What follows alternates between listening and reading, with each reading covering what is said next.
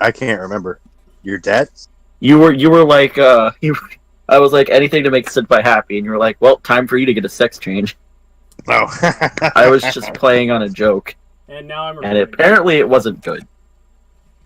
So, It was a bit late. The response was out of time. You gotta work on your timing. Well, I mean, we're on the phone or we're on a call now, so it's like it's perfect You time could have for this. responded in the text. It would have been instantaneous. It would have made sense in the moment. so Well, I kind of also just thought about it, but I'm wearing you know. boxers and like, I gotta keep things. Hey, What? when you get old, they dangle.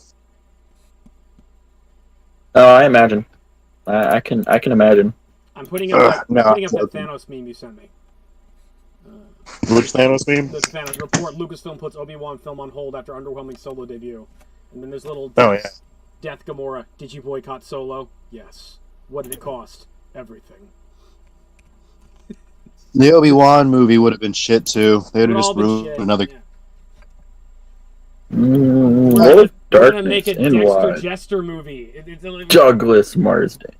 I have 7 more XP. I would watch Dexter Dexter movie. Well, it's just like an inner city. That means I have 8 now. Cool. Alright. Because there's no continuity there. Like, he would have to be in the Obi-Wan movie, apparently. But other than that, it's just like, eh. Oh, no, that's wrong. By the way, we're already recording. I didn't. No, I didn't. You shouldn't be recording right now. I didn't capture. Give it David saying Obi-Wan. his son's penis, but Some fucking arbitrary name. He'd be the same guy that named Han Solo. It's like, what's your name? Obi.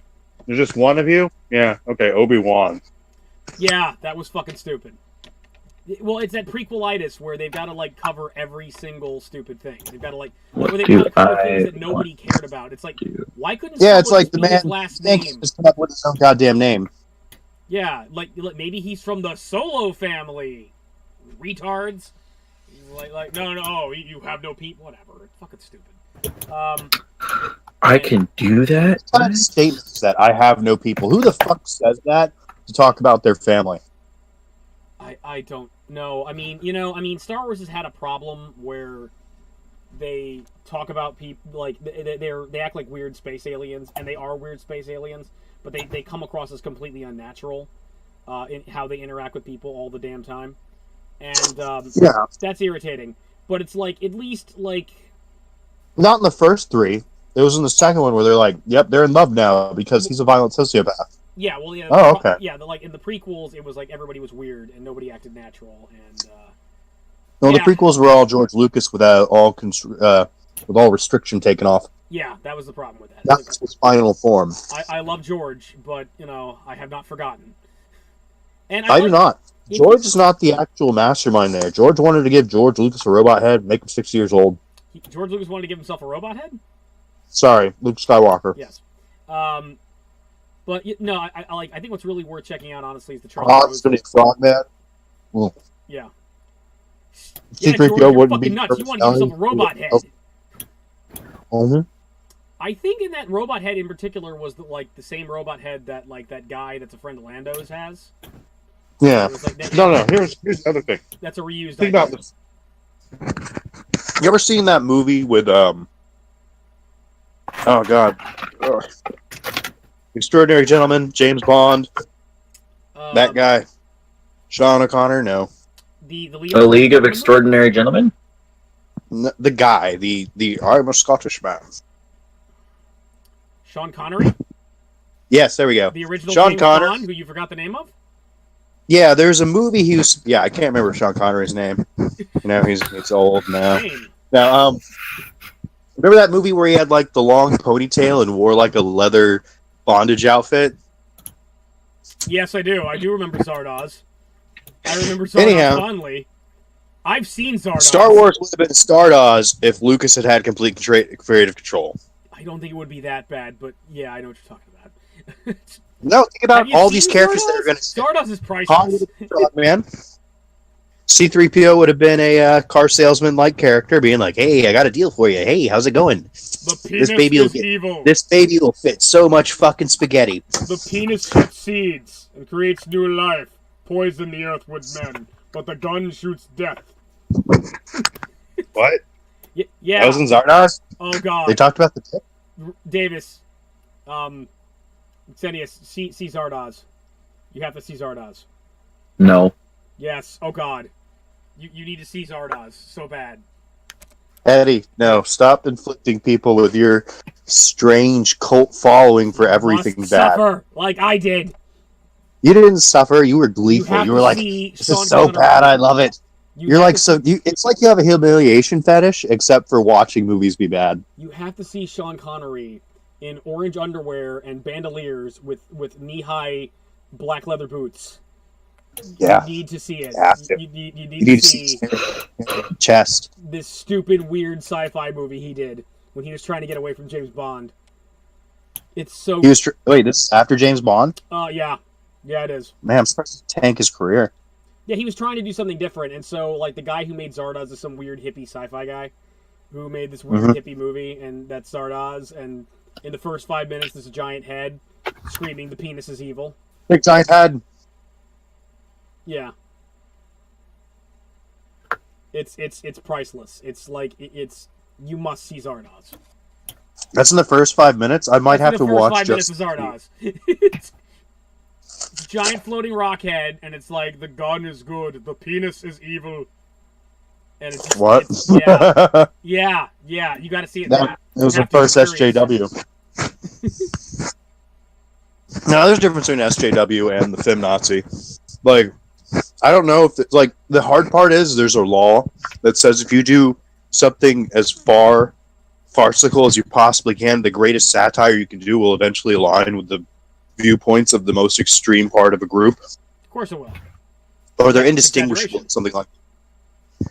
And it's true. Like, people, they sit there and they make fun of these, really far out there leftists or rightists? Oh, well. Anyhow, right-wing. They make fun of them, and it turns out there's actually a guy out there that likes, I agree with this. Even though this guy was a complete troll, I am too far gone to realize that. Yeah, because, it's a form of insanity, I would argue. It's just, not... They're too far gone. They're too far down the rabbit hole. And there was a troll in Tampa people were looking to hunt down and probably do horrible things to, because the tsunami in Japan, she made a fake video about being a hyper-religious woman being happy that it happened because God showed judgment or something like that. And let me tell you, the weebs were pissed. And I know somewhere out there must have been one hyper-religious psycho that was like, yeah, God showed punishment to those crazy Confucianists. I don't know, that's China. Taoists? No. Buddhists? Maybe. Oh, satanic China. You know what's funny? Anime doesn't ever really beat you. Oh, Shintoism is probably the closest you got. But no, anime really never just beats you with hyper-religious people, except for, there's this one, there's Ghost House Squad or something like that. They, I don't know if they lost the original dialogue, or they just came up with their own wacky shit because they hated the anime. Mm-hmm. Well, the thing about anime is, it's from Japanese culture, and Asian cultures follow typically animistic religions. So it's like, oh yeah, animists. I forgot they're animists. There's less. They're not intolerant. They're accepting of every god because, well, of course they could. Yeah, your god is the Christian god. That could be one of many gods. It's no big. They're totally mellow about it. Whereas Christianity is all like, no other gods before me. Purge the infidel. It's like that's. Well, it's a Middle Eastern religion, which are all about the infidels. Yes. Yeah. More so than the faithful. Yeah. It's really funny because Jesus kind of come around and change it. He's like, hey, be nice to strangers because you were once a stranger in a foreign land. And everybody's like, fuck that. Travel ban. Yeah, that's why they killed him. Look, that's not why they killed him. Jesus was a construct by the rich people at the time, the rich Romans, to get the Jewish uprisings to be quelled. Jesus... The song "If I Was President" by Wyclef Jean was written for Jesus. True fact. Because I don't know what that song's about. If I was president, I'd be elected on Friday, assassinated on Saturday, buried on Sunday. Go back to work again on Monday. Oh, okay. And it's true. That's the story of Jesus right there. It is. Don't act like it's maybe. Not. Clearly, it's true. What should I put my 5 experience points in? On your butt. I will. I will. I'll do that. Alright, what did I buy last time? Okay, I got 7 total then. I got 7. Nature's pocket. We are now in the part of the game where we are in the items the cash shop or the level up screen. This is like okay. It's like in Devil May Cry where you're talking to the time god and you're like putting your red orbs into your different abilities to pick which one you want to advance. And I have not played Devil May Cry in about 7 years. I was playing Devil May Cry like a week ago or so. Like the PS2 version or like the new one? PS2 Devil May Cry. Yeah, they made this Re version that had like this black-haired kid, and I was just like, "Fuck this kid." Yeah, fuck that kid. That is not canon. The last thing Dante did was fight Dr. Doom. That's what happened. That's the canon as far as I'm concerned. Out of my food. Fine, sit over there, side of my food. Doggy. I was about to eat this gnat, just out of spite for my food. So you can only do a specialty once, right? You can do a specialty in multiple things. Okay, But you can only have one time for each specialty. So for like Why would that ever make sense? So for like Brawl, I got specialty Haymaker. I can't apply any levels to Haymaker. I can't boost my Haymaker one more dot. Right? No. No. Okay. You can apply it to kicking. You could apply it to a new specialty, but you will not. Specialty is literally just like 1 dice. That's all it gets. Oh. You're trying too hard to like keep your crap going. You can store points and then make big buys. Yeah.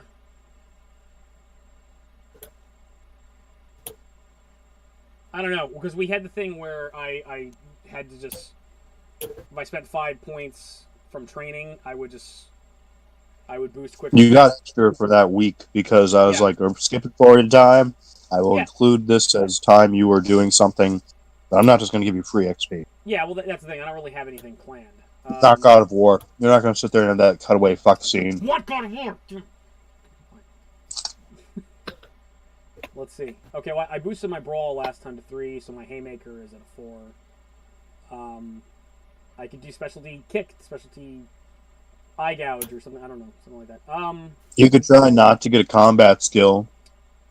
If I could do that. I could do that. But You'll quickly make yourself useless if you focus on one group of skills. Your one group of skills. Okay.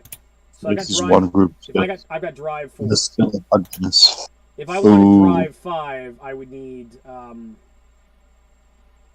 15. 25 points? Like 15 points, correct? You need... Right? Is it 3 or is it 5 per skill? No, it's 5 per attribute. It's 3 per skill. Yeah. Yeah, it's 3. The last point So 15. For the last point, you have to buy each individual point. Yeah, in order to go up to 5, I would need 15 skill points, right? 3, 9, 18. So every time you buy, so let's say you go from dot 0 to dot 1, that's 3. Then from dot 1 to dot 2 is going to be 6. Yes. Then from dot 2 to dot 3 is going to be 9. 15.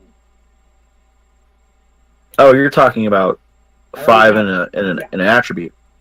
I'm talking about it. Okay, look. I have Drive 4. Straight out buying 5 in an attribute would be 45 experience. I have Drive 4. I want to go to Drive 5. I would need 15. 3, 6, 9, 12. Yeah, you need 15 to go from 4 to 5. I've only got 7 I just don't understand how your character's so good at driving. See, what? It's going to be like your character runs an Uber in a shady part. Yeah, okay. Well, I'm going to take your advice right now, and I'm going to just hold on to these experience points. Okay, is Doug making any changes? I'm trying to consider where to advance his smarts at. In the butt. That might make sense. That's some good E. coli. I knew it! What? Ah! Gay. What? So yeah, my headset broke. Now I'm talking on the phone, so I'm like, Gotta get a neck cramp by the end of this. Or do that thing where I lay down and just leave the phone flat on my face. Alright, so spending 6 experience points, so now I have 2 left over. I have Science 1 specialization with Alchemy. So he's Alchemy studying... isn't science. Yeah, Stop that. It's pseudoscience. Okay, so relative How about chemistry? chemistry. There we go. That's what I was thinking of. Yeah, That's what I was thinking of when I was saying about Full Metal Alchemist is that they did actually know their chemistry. Well, not well. There's people talking about how there's way too much like sodium in people according to their math, or whatever. It attempted it. It was like, oh, this is a metal. You can't just bend metal because you thought it was meat. Yeah, it was nice. But like I was trying to think like alchemy, but there's something similar in real science. But is it what? It's not called alchemy. Well, probably called chemistry. Alchemy was kind of the combining of different things to try and create a reaction to make something new. And chemistry achieves that. So when's your character picking up that, college course on chemistry? Well, this is academic. No, it's not like academic. He just got a bunch of science books in the back of his car, and he decided to read them one day. And so over the month that we were recuperating, he just sat there and read books on chemistry. It comforted him after his trauma from fighting a Wendigo. I guess. He's sitting there being like, oh, no, dude, okay. Oxenius, I'm a total bullshit artist. I know it. Okay, yeah, of course. It's just like Stan Uris in Stephen King's It. You focus on science to make you forget about the supernatural. You like your logic fills in instead of so you focus on science and tangible instead of the intangible, which is what we experience. I mean, you could have just sat there with fucking Google and then got on a bender of Wikipedia for all I care. Speaking of which, I was thinking about actually reading it on Wendigos because I don't really know. I mean, the library. Have you tried? Never mind. Okay, I'm back. Being stuck in a hospital. You could go on Udemia.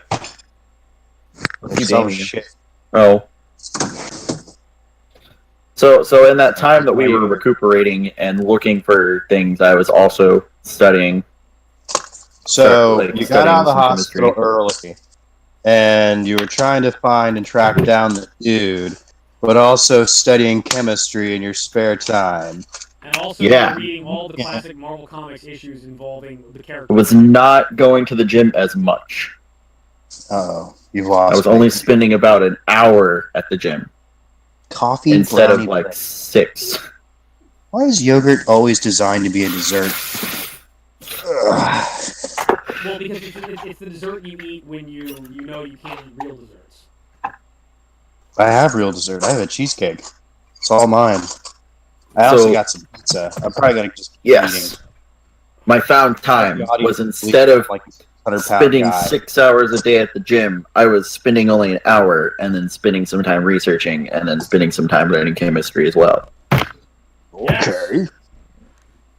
I think you should have spent your time learning about the Marvel Comics Wendigo, and including playing the original X-Men arcade game and X2 Wolverine's Revenge, and kicking yourself because you couldn't get past Wendigo because he's really hard. What? Eddie, stop wasting time. Hey, I would have taken a specialty in occult for spirits or spiritual stuff, but I needed the chemistry on the scientific side to flesh out the character a little more, so it just made more sense to take that. Okay, I'll accept that your character wants to be smart, but I'm just curious as to why he suddenly got a big gumption to read up on science. Like I said, the original ones, they're sort of like, yeah, you can do whatever the fuck you want. So you guys are like, I'm just going to dump it into attacking stats. And now you're like, I'm going to round them out intelligently. And I'm like, okay, how did you do that? Well, I mean, I'm to the point where I think boxing is decent enough for now that I don't have to worry about upping it. For a little bit. You wanted For a little You bit. wanted to study chemistry so you could better It's understand not your you, rocks. right? So you're looking at this like a power built character inside of D&D, where you're like, I get this feat because Monkey Grip is badass, and I'm like, okay, that makes sense. You're a crazy barbarian who likes chopping people in half, but this is supposed to be like your character is more rounded and fleshed out. It is a human. It is facing incredible trials.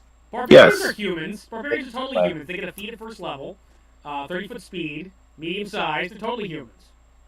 Shut up, Eddie. They speak But common. that's why I didn't just take boxing 4 or add into like another brawl specialty or something like that, or I add in understand. weaponry. So And I am going to give it to you. I'm just saying, think about Doug. Doug is a foreign German man living in America and came across some heroin, America. and he goes, "You know what? I'm going to catch up on my chem." No, that's it. You were listening to My Chemical Romance. That's what happened. Shut up, Eddie. well, no, I was thinking of the occult alchemical stuff and considering how it compares to real life chemistry. Maybe subconsciously you were trying to think of a better way to like fight something like this, and you think maybe understanding science could help with the mystical end of it. I already told you what you could have done, because it's like people go on benders on fucking, like if you're sitting there with like a broke leg and you can't move around, and Yeah, you can't do much else, you're going to be in Wikipedia being like, unless you're a total, social What is the slut. atomic number of cobalt? I've got to look this up, and then yeah, there you go. Is it 40? Cobalt isn't even an element, is it? Is it an element? think so. I think cobalt's an element. Cobalt's not an element. You're an element. Cobalt. How dare you remind me that I've forgotten? Yes, it is. It's a chemical element with symbol CO and atomic number 27. Exactly. Go fuck yourself. Really? Mamoto. Yeah, I'm sorry, I don't know everything. Aha. I'll make sure to do that later. I know. Word. Cobalt's an element. I'm smart. SMRT. Okay, Get out. that's interesting. Man. And on I that didn't know note, that. welcome everyone. This is the Dread Pirate, and we've actually been recording for 20 minutes. I don't know why I'm doing an announcement, but this with me is Oxentius Fucking 20 minutes, Eddie. Really? Segue right there, huh? All right. Yes. So, and Mamoto. everyone knows that tungsten is best. What? For what? Tungsten is one of the hardest metals in the world. Yeah? They make armor-piercing rounds out of it. Yeah, it's heavy. I get it. You need a press that is made of tungsten to actually squish it down, or something harder. I thought it was brittle. No, it doesn't. It's actually, if you put it underneath just a steel press, the ring will actually, like if it's a ring, it'll actually impress itself into the No, I press. understand it's firm. I'm saying it shatters instead of flexes. That I wouldn't know about. I do know that they make armor-piercing bullets out of it, though. It's like the Because last time of I it. heard really about tungsten was inside of Halo, where they're shooting rounds the size of buses at the Covenant ships. That's yeah. All right. 100 tons or something like that, maybe 1,000. Never mind. It was sexy. Railguns are sexy. I am so glad that the military is building them. They're fucking money dump right now. The super coils overheat immediately. They dematerialize the barrel. There's some kinks to work out with them, but Yeah, it's all because Michael Bay had that stupid fucking scene in Transformers 2 where a guy calls in on a non-private line or an insecure line, and he's like, "I have clearance. I know. Give me the ship." Blah blah blah. He's like, "You're gonna fire that weapon at this coordinates." And no one confirms it be a satellite. That I don't even know if they might have confirmed it be a satellite. But he could have been like, "Yes, fire at the pyramids," and the people would be like, "Okay, you have clearance." Yeah, Fuck you, Michael go Bay. ahead and Fuck. destroy a national treasure. That's fine. All right. So Mamoto. Not a national treasure. One of the seven International- wonders of the international wonder fucking of the world. So Mamoto, that weird, scary ass picture you sent me, that's gonna be relevant very soon, right? It's just brain fodder. Okay. literally, My audience has seen it now because I decided to put it up briefly and take it down. Oh, cool. there was a You sent me? Did you send him the same gift that you sent me? Oh, you saw that? Too? Okay. Okay, good. Yeah. All right, we're all caught up then. So, I was watching some dialogue about horror movies, and the Thing remake came up, and I was just like, oh, cool. And then I saw a particular picture that gave me a Woody, and I was like, yeah, I'll have to put that in there. And again, that's very Lovecraft, very appropriate. You know, I've You know, I actually read about come the to Mountains of appreciate. Madness, and it makes me believe that the Mountains of Madness and the Thing are linked. Instead of it being an alien, it's a fucking Shoggoth. Shoggoths, it could be. I mean, the thing about Shoggoths though is Shoggoths are like they're kind of oozes, they're large But it can biomasses. take any form. It's like, you know, I don't I could kind of see that, but basically like they're I didn't biomass. read the books. I Um, only got a synopsis. yeah, like the standard Shoggoths essentially are just big giant blobs that can shapeshift into anything and do shapeshift into anything, but it's like they're very I also heard the Shoggoths go against the old gods. Like, they go after them.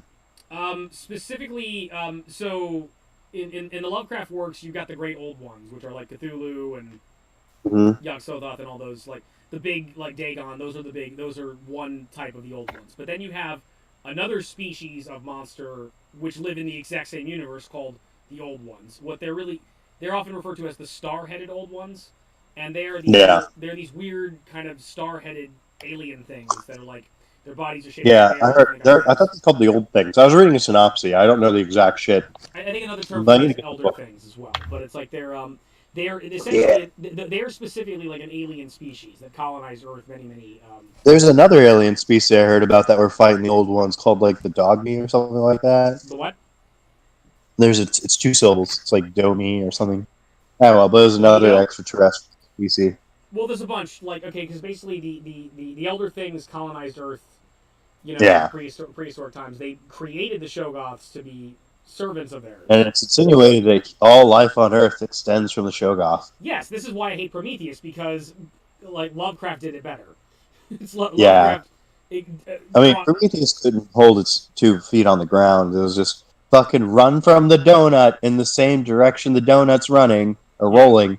It's like, oh, fuck me. That is so dumb. That is so dumb.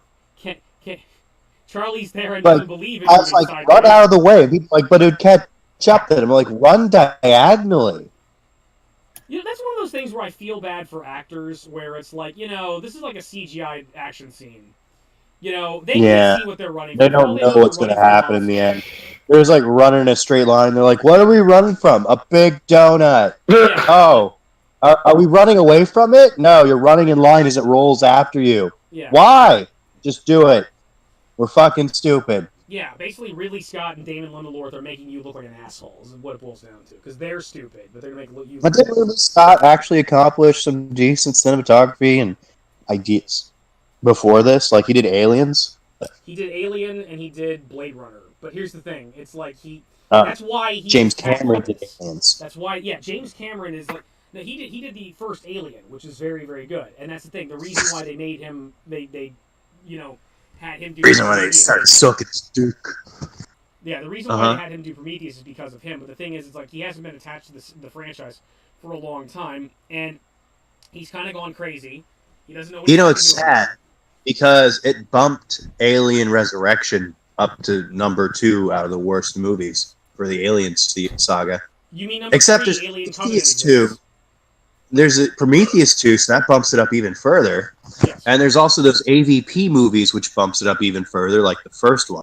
See, here's the thing, though. I like the Alien vs. Predator movies, and I shouldn't because... No, I like Requiem. That was the only one that did it, the brand justice. Yeah. I like the When first I one, saw- too, and I should hate that one. That's Paul W.S. Anderson. But shit, I got a chubby. I was like, yes, fucking grotesqueness, like the movie should have.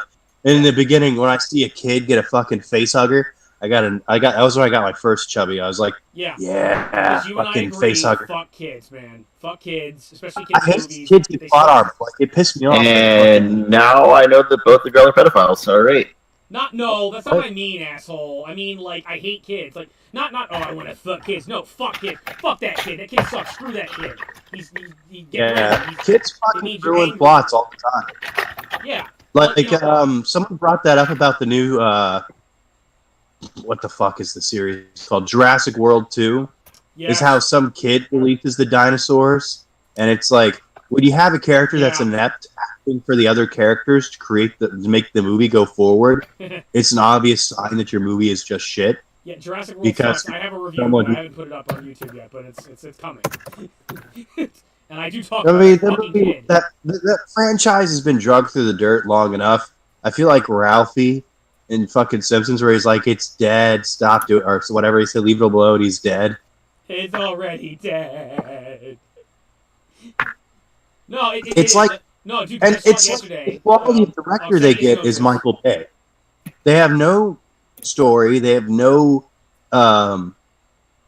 what's the word? Intrigue or fucking interesting points. It's like, oh hey, move this along as quickly as possible before they turn their brains back on. And audiences are just like, yep, duh.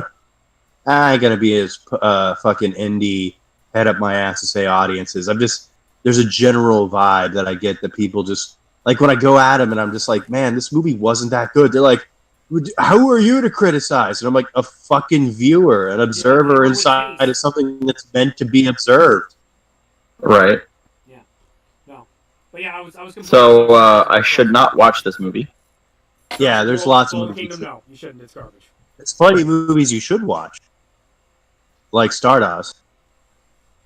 Stardust, I've heard is good. I haven't actually seen Stardust, but it's like what? You fucking lied to him and me. What? You're all like, oh yeah, Stardust, my love baby. Wait, what? What? What are we talking about? Stardust. You were just talking about it, Sean Connery. I said Stardust. Oh, I've never seen. That's the one with Hollywood people jerking each other up, or is that Moondust? That's Moonbeam. I don't know. I've seen Zardoz. Oh yeah, I've seen Zardoz. I've definitely seen Zardoz. Oh, okay. I can't forget Zardoz. Oh. I could never forget Zardoz. It's yeah. You forgot it just then. You were like Stardust. Give me. Oh, Stardust, the Neil Gaiman movie. Yes, that's actually good. You should see it. Yeah. Or I could, just stick to my weeb anime trash self and just watch anime. Oh, okay. That's at least watch Avatar: The Last Airbender, so you're not a complete cretin. Oxenius, that's your problem. You need to expand your horizons. I'm not saying don't watch anime. By all means, watch anime. No, I've recently expanded my horizons. I started playing Diablo 3. You should be proud of me. I've expanded my gaming horizons past Dark Souls and Kingdom Hearts. Okay, good. And League. When you watch Stardust, when you watch Stardust, the greatest movie ever, and I'm not solely saying probably not. See it and laugh at your misfortune. Every movie is the greatest movie ever with you. Every movie. Every fucking movie. Stop saying it's the greatest movie ever. But it is. You know what? Go watch Jurassic World: Fallen Kingdom. It's the greatest movie ever. It's so great. It's like so great. Not as great as Last Jedi or Solo. But... I want to hurt you. I need to see Solo so I can hate what it is by knowing what it is. Because when I hear other people talk about why it sucks, I'm like, yeah, but it's like telling me the stove is hot, and I'm just like, oh, let's find out how hot it is. Yep, skin came off. That's hot. Yeah, you don't need to, exactly. You don't need to shoot yourself to know that it hurts. You know? But I want to. I want to be in there so I could feel the rage of actually experiencing it. Whatever you I'm do, don't pay for it. Okay? Not hand that rage. A pirate is advocating anything. Just don't pay for it. You're advocating piracy, pirate. No. I'm gonna find somebody when they buy it on DVD and be like, "Hey, let me watch that stupid fucking movie." They're like, but I thought I like it. It's like, okay, let me watch that stupid fucking movie and murder you.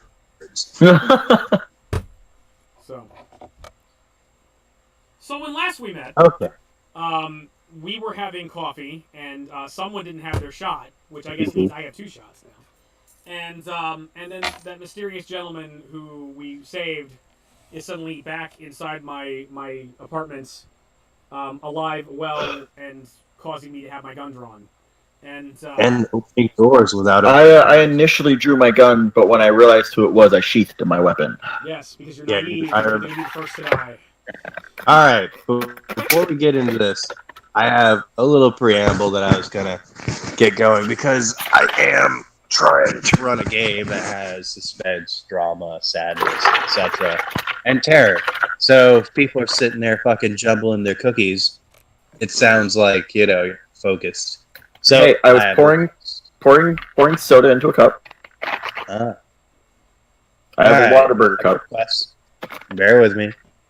I'd like you guys and our listeners to let go of your banal life. So I'm gonna take it down a notch. Turn out needless so meanwhile, lights in the your Asgardian house. spaceship, all the Asgardians are defeated. Eddie, Thanos stands shut the fuck up. All right, let me turn the light out. Let me turn the light out. Let me go see if I can turn the TV down in the living room a little bit because I can still hear it and all this other stuff. I'll be back in a moment. They can't just focus on one thing. What is with people? What was I gonna watch? I've been listening to Gorillaz again. That's not bad. They put out a new single. Oh. But, alright, yeah. Oh, he doesn't have to go and fucking interrupt other people's day to get the TV. Yeah, apparently he does. I don't know. The TV is important to them. Let it go, man. Just close your door. How about that? But he said he still wanted to listen to it. I'm just like, why am I here? Like, I remember back in the day when I first played D&D with my friends. Yeah. It was in my apartment. It was just me and them. I was DMing. And it was so simple to contain all of their interests because this is back during flip phones.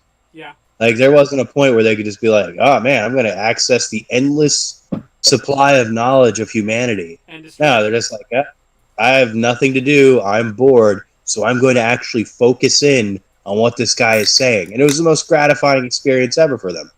And for me, because it actually really got me into, like, telling campaign stories and stuff like that. Instead of just being like, we go into the dungeon, there's six goblins.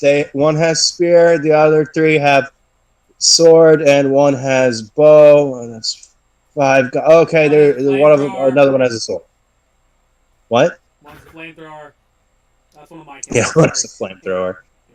No, but like it was like you had nothing to do besides sit inside of the austerity of the past, where you're just like, oh man, I can either not focus on this or I can focus only on this because it's the only thing present in my current field of view and thought. I have returned. Hey, I didn't mean to interrupt someone else's day. I'm sorry. No, someone was like, I heard someone bickering that you were turning down the TV. Oh, my great grandmother. Oh. How's she doing? She progressively turns the TV up throughout the day. So it's like, eventually, it gets up to like 40, and the max is like 60 or 70. Yeah. And it starts out, she starts the day out at like, probably like 20. Okay, so now I feel my grandpa would watch fucking Jeopardy, and by the time I got in the house, Alex Trebek was just shrieking at me, and I'm just like, oh man, he really wants those answers. Let's talk about, man, I have never had that experience with role-playing, because you, and other Josh have always, like, had the problem of just giggling too much, and shooting the shit and talking about dumb stuff, and just having fun, so, like, we'll have to, like, rein ourselves in to actually play the game. Much like like right now, I'm trying to stupid asses. That's why I really hate people like Spoonie, who basically the stop having fun guy DM who like gives people a hard time when they're enjoying themselves. It's like, fuck you. It's okay. So you need me to focus on the game, right? That's what you're asking me to. You're asking me to zone into the game. I'm asking like just if you have the time, focus in. Okay. Like I don't want to be selfish and just be like my shit's important. Because it's just a fucking game at the end of the day, I realize. But I'm trying to actually create a mood. Because I can paint atmosphere all day long. It means nothing if you have Rainbow Princess Sparkle music playing in the background that I'm trying to talk about, like, your fucking mind melting underneath the burden of beating an elder god. Like, you're going to be sitting there being like, friendship is magic, and pony sprinkles, and now I lust for their body. So that's why you wouldn't play Sailor Moon. Yeah. Wait, you mean the mate game? If someone gives me $10 on Patreon, we'll do it. No. If someone actually gives you $10 to play it, I will boycott it. I would probably play it because I'm fucking slut. Anyhow, I'll DM it. That way I can have my tentacles. No, I'm fine with this. Anyhow. So thank you for turning on your music and you're turning off lights and finding silence. That's actually one of the other things. It's like I get to sit here in the country, so all there are is frogs. Like I'm zoned in on telling this story, and it actually I think is pretty swanky in a way because you get my undivided attention. So I'm trying to get a little bit of y'all's so I can get in your noodles. But anyhow, I had an entire intro written up, and so let me just read through it. Stop interrupting, please. So I want you to focus in. I want you to calm your mind and let its doors open to possibility and even fear. And it's like do not do not have a passive mind as we journey. We're going down a rabbit hole, and it starts with darkness. So dim the lights and become receptive. If you begin to drift away, pull yourself back. Even in fear, you are more than an observer. You're a participant. You are the story so long as you grip tight to it. And that's it. I should have read it with more gravity, but fuck it. I am rereading it, and I feel like a fucking putz for writing it. Anyhow. I liked it. I think you should I thought it was really nice. So I'm gonna actually turn all my lights off. You don't have to turn off all your lights. You need to have enough to play the game. No. Okay, well, enough to play the game. I will play by phone light. It's hard to be afraid when you're in a brightly lit room when you can't hear silence, because silence allows the insidious. It allows which is why I'm creating just enough ambient light in order to be able to focus, have my eyes not die of eye strain. You know what I'm saying? Yeah. Turn my computer's light down, turn the night light on so it's in red, have my phone's light on so it just gives just enough light. Ooh, I'm liking this setting. You are great. My only critique of the opening line is you should have read it like you were Vincent Price. What? You should have read it like you're Vincent Price. I can't. It's very hard to do Vincent Price's voice because he's such an immortalized sound. I agree. Like, I agree. And also, I don't know if I could reach that level of Chris. Listen.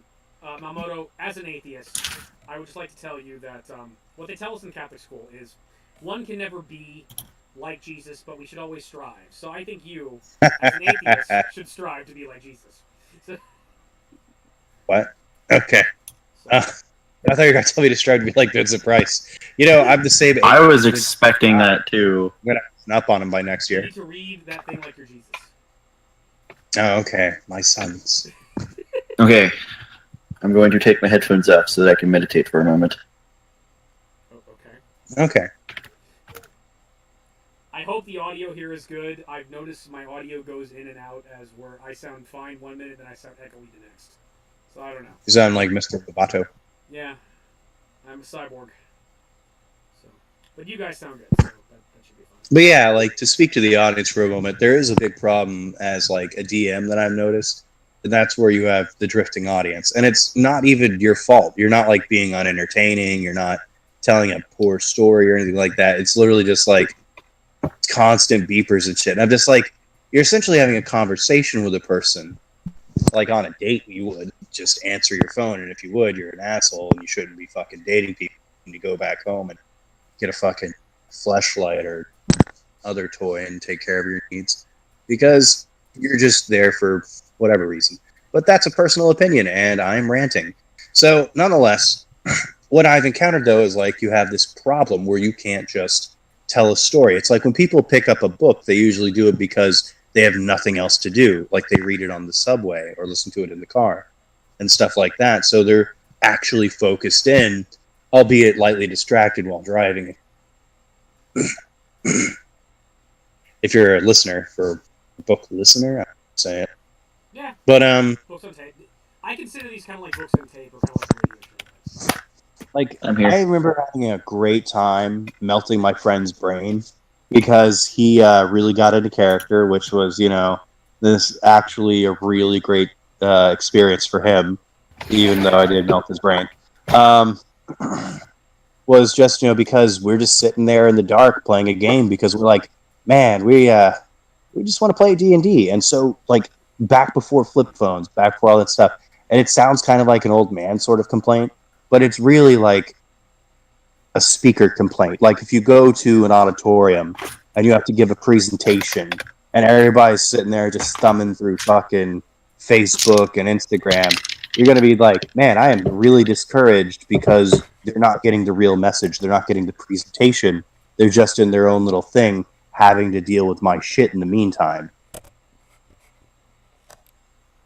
But yeah, I guess that's sort of the end point to my rant on that sort of material. The problem is, like, a lot of people, they don't experience the game at the level they could have because they don't understand that they've actually robbed themselves of the experience by not being a full participant, just sort of being there. Right.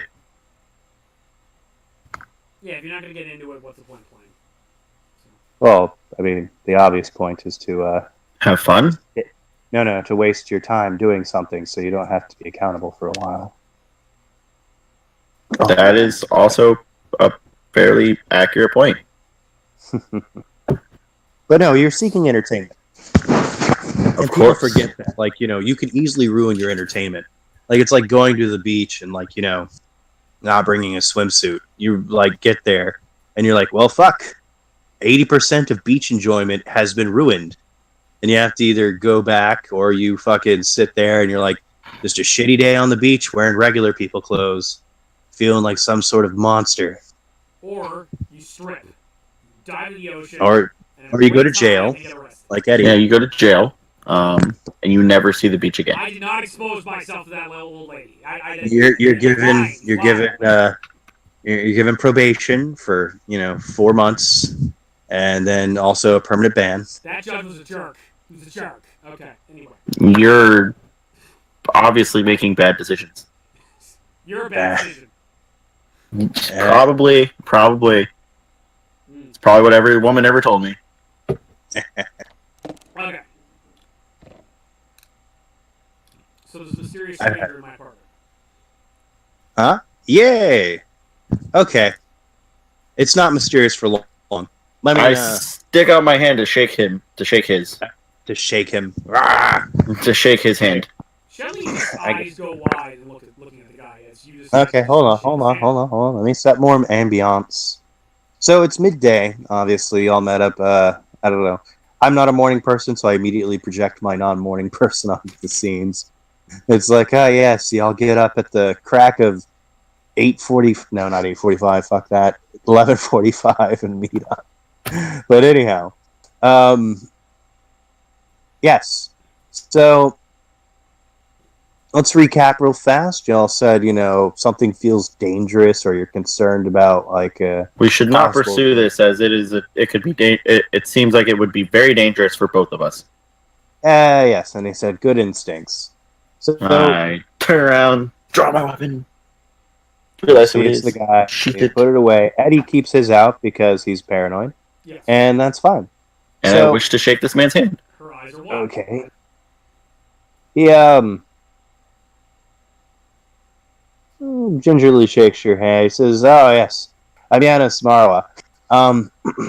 We have to go." How'd you get in my house? What are you doing here? Like, that's a good question, and we'll get around to that in a minute. But there's more pressing matters. Like, I shouldn't be out here, so you have to come with me. And I ain't gonna pull a Terminator and say, if you want to live. I mean, you'll probably okay. I mean, I could just, it's debatable. But seeing as you saved my life, I feel like I'll at least give you something in return. I wouldn't say save, because that's a bit grandiose, but we should go. And Go to where? he motions at the door.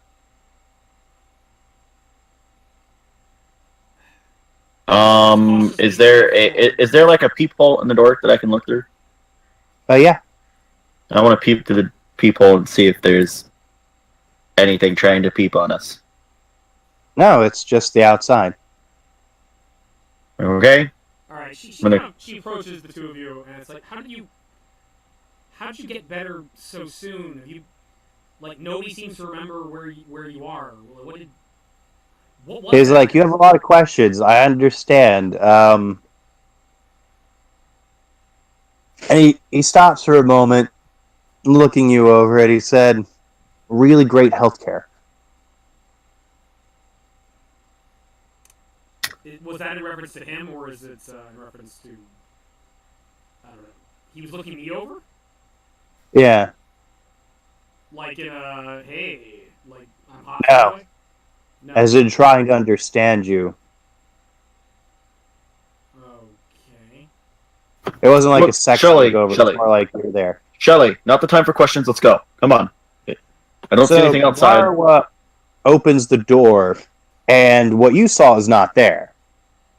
Because of the fact that it's standard that doors have to open, and he motions you back.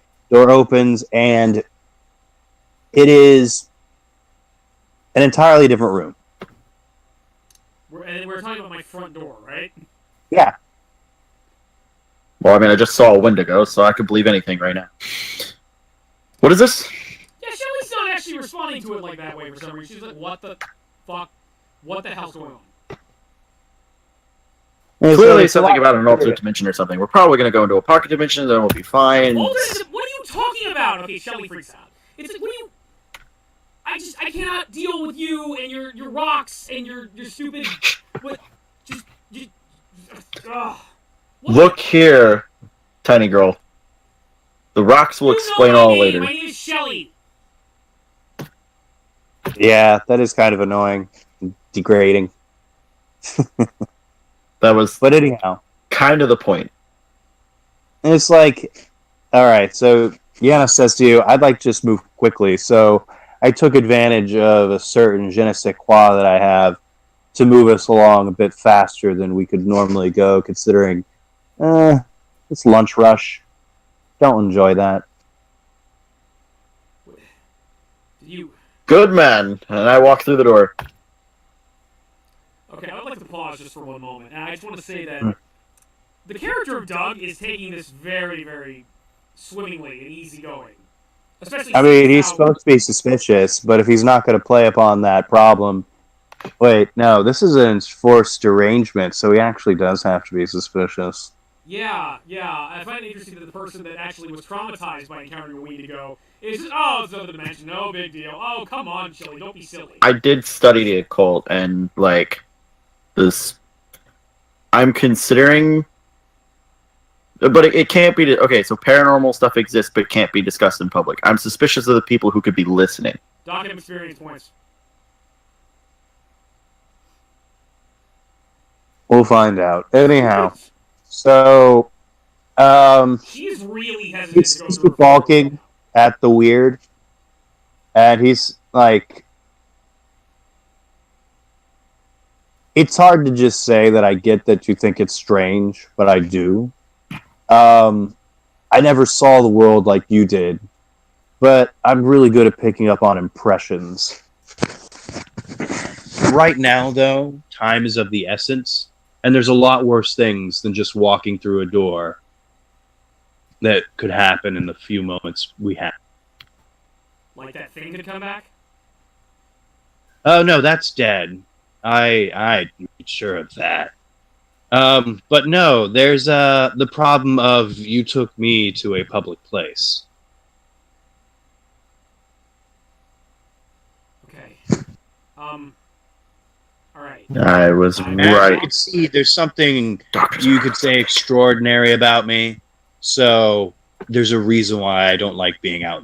Okay. Are you saying that aliens exist? He just looks at you weird. He's like, all right, so I made a doorway go somewhere else than a doorway normally goes. That in itself should be strange to you. He just literally calls you out on this because it's just silly that you just be like, oh, yes, aliens out of nowhere.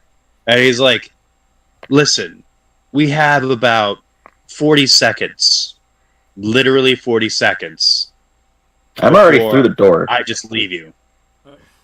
I've already walked through the door. Alright, she starts very nervously working her way toward the door, but she's making sure that he goes first. Okay. He steps through, but he holds onto the doorknob, Okay. and he motions you through like a gentleman. So, like, you could make it Like a so I sir. go back to my house, and, like, I'm not gonna run into that thing again, am I? He's like, no, that's dead. That was a cultivator. But answers can come in a few moments. We have to get a place that's far more discreet than this. Yes. You never know who could be listening in. She's in the other room. Okay, you I step glance through. over my shoulder. Okay, he closes the door, and just like as if there was nothing there to begin with, the door is gone. Instead, it's not your apartment door, I should say. On the other side was just sort of like a wall. And he pulled it closed by the seam. And he said, yes. So I already introduced myself. My name's Marwa. I know both of y'all. You're Douglas, you're Shelley. It's really easy to find information in banal areas. And you must have a lot of questions, so I'll give you a bit of time to do that. As he walks into the room, you can see that it's actually rather extravagant. Not in, like, some fucking gaudy gold cover way, but, like, there's a nice carpet with all the designs upon it. There's just walls made of stone instead of, like, plaster and all the regular brick and cinder, just concrete, stuff like that. It's literally a stone wall, which is foreign in our modern age, unless you're inside of a church or a cathedral. Clearly, we're just in the castle in Ybor City. So, where are we exactly? He says, like, I took you to my place. It's a lot more discreet than your place. It doesn't have an address. Where is your place? Where are we? He walks you along to a window. And he points out of it. It's like, we're in a gap. Say the simple explanation is probably not going to be satisfying to you, but you all stumbled upon something that causes a lot of trouble for the powers that be when the regular people define it and eventually start talking about it or wanting to have book deals or whatever the fuck. But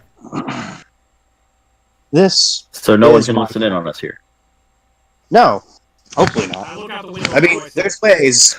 I'm not all powerful. I'm just a guy like y'all. Just a little different currently. But outside, you see, like, that you're a few hundred feet up over Tampa. Yeah. You're probably over Old Tampa. Except the sky is differently colored than normal. It's like there's strange, I'm going to say, like, burning ember trails instead of, like, like, gosh, what are they called? Contrails after planes. Mm-hmm. There's, like, this strange emberiness to them. There's also sort of, like, a strange, it's very bizarre to you, that's why I keep using strange over and over again, because your character is essentially seeing the world through a different lens. The world looks pretty much the same, but there's just staggering things that people walking down 100 feet below and driving their cars just either pass right through or don't seem to notice. And you see dark streaks of shadow in the sky, but you can't see where they're coming from because it's on the other side and the window's not facing that direction. And he says, you had a veil between your eyes and this world. And that veil was broken. Well, not completely. You essentially had a blink of what was actually going on. And that could be really dangerous to have a bit more knowledge than other people, but also a lack of understanding in that knowledge. And so, since you saved my life, because, let me tell you, I really didn't like having my face eaten by maggots. But, Imagine. Oh, yes. That looked fairly painful. It was. He just points at you. Just says that. But nonetheless, since you saved my life, I'm going to help you with yours. He walks to another wall and sort of just like, pulls open a shutter. And it's pointing towards your part of town. And he produces binoculars. And he says, I like watching over things, but as you can see over at your house, he points down at an area, Okay, does he offering one of y'all the binoculars. I take the binoculars. Okay. So, I look through the binoculars at where he's pointing. you managed to find your apartment. And it is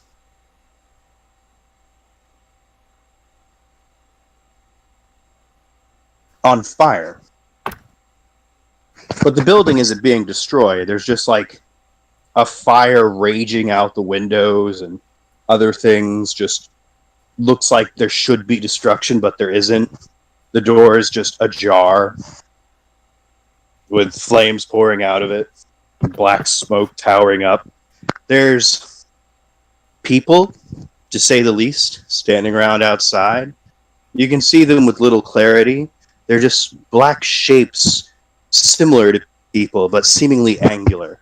Like possibly police, but strangely abnormal. Is my house on fire? What's going? What are these things? Well, if you were in it, you'd be dead.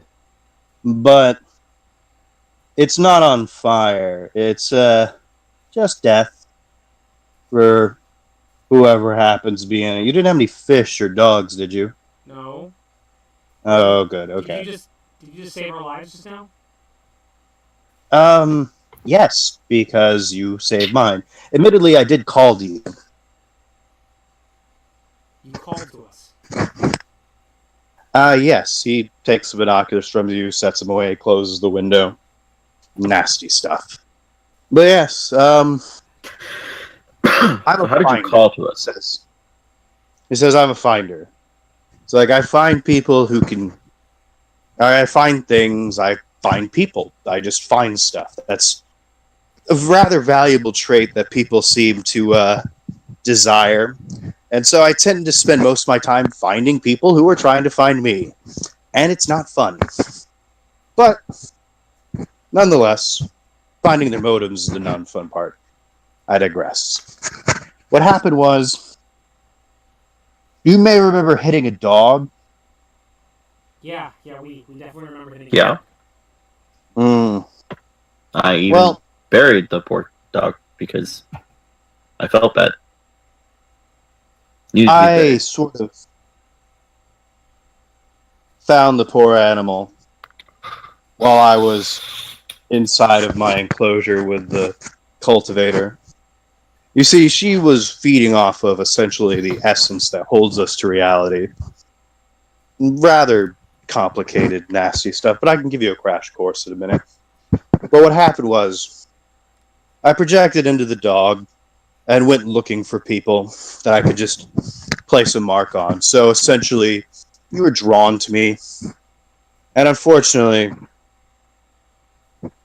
the course of events played out as they did. But y'all made it. So you sent the dog to us, so that way we Yes. could find you and get you out of there.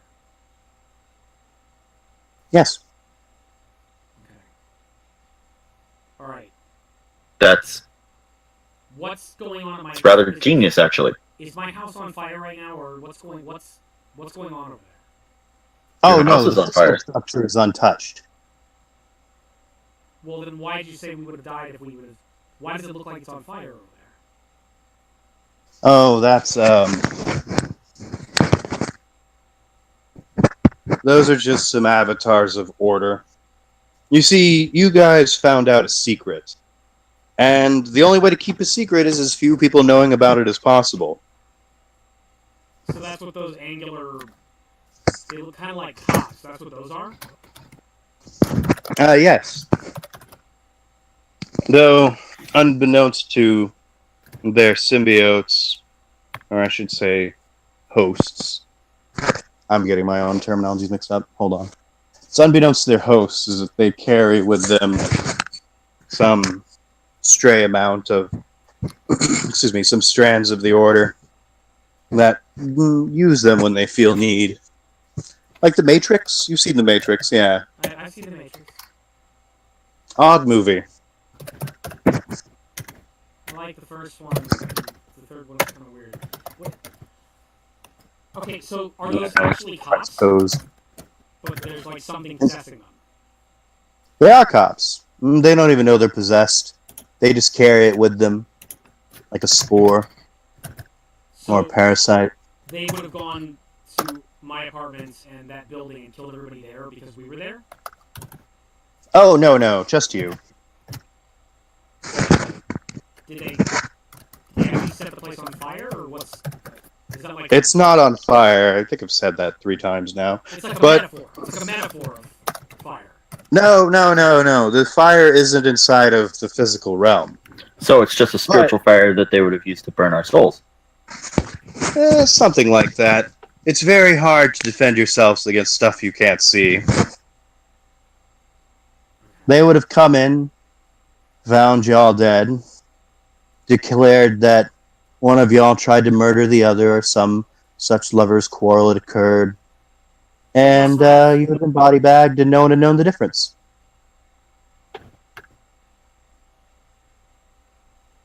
So it would have looked like murder-suicide. Possibly. It depends on how they want to spin it.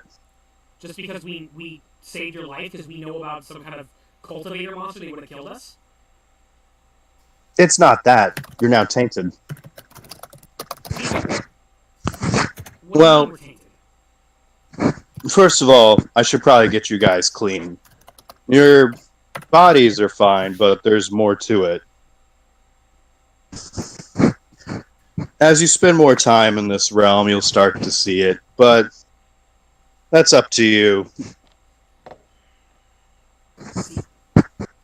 What is there to see? What do you mean He tainted? walks up to you. And he goes, here. And he says, drop your pants. Whoa, what?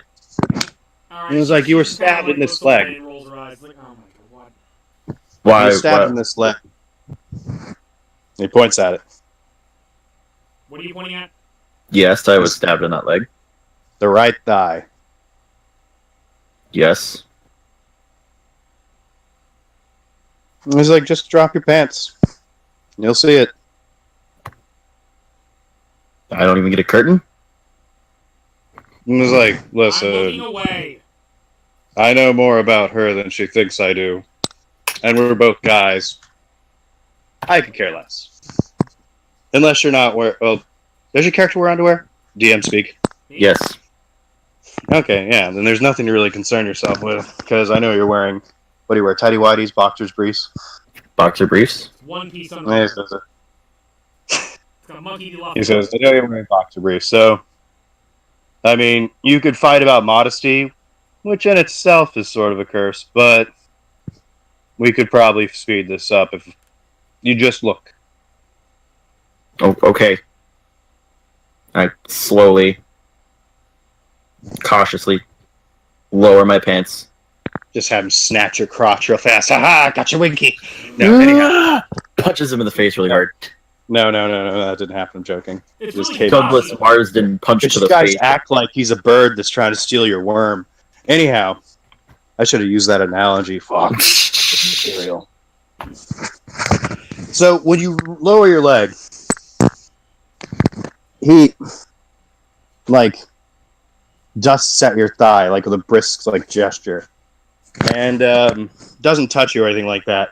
But you see like the motions of his hand as if like smoke were clearing away that was once your skin, and the old closed, no, not closed, it'd probably be a scab, but the scabby wound that you had is actually just bristling with some strange centipede-like creature sticking out. I start to like swat at it, like, go away, leave me alone. This is... Start freaking out a little bit. And it's like, you can't do anything about this, not as you are. It's like you're just beginning to see. You can't even touch just yet. So as you actually try to swat at it, by the way, your fingers just like move through it, like you're just slapping the old spot where you got stabbed. All right. So Shelly initially was not going to look, but then out of curiosity, she sort of turned and saw that. Her eyes go wide, and she pulls up her shirt and looks down where she was stabbed in the stomach. Oh yeah, you can't see anything, but he's like, oh yeah. She starts moving her hand around. I don't know if you want to see that. Why do you have to do bugs? Why does it have to be something that I can feel? Jeez. Okay, she starts dusting away at like her stomach, trying to like do. It does nothing. What do you mean? He's like, listen, I told you I'd get you clean, but please, neither of y'all want to see what happened to your stomach.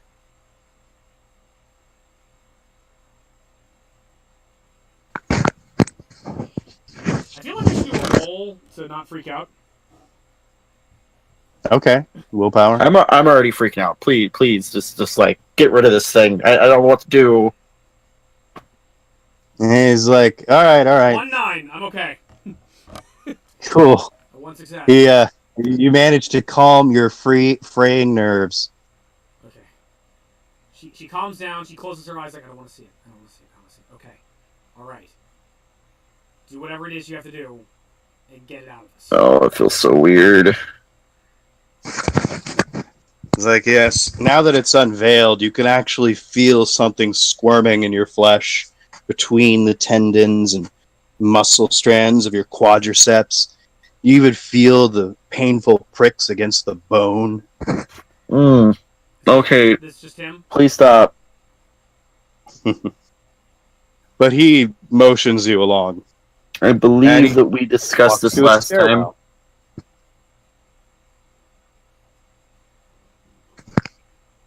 Can you get rid of it? He's like, yeah. Man, delousing's like the first stage. I don't want these things loose in my house. What are these things? He says parasites. Casually. As he walks down the stairs.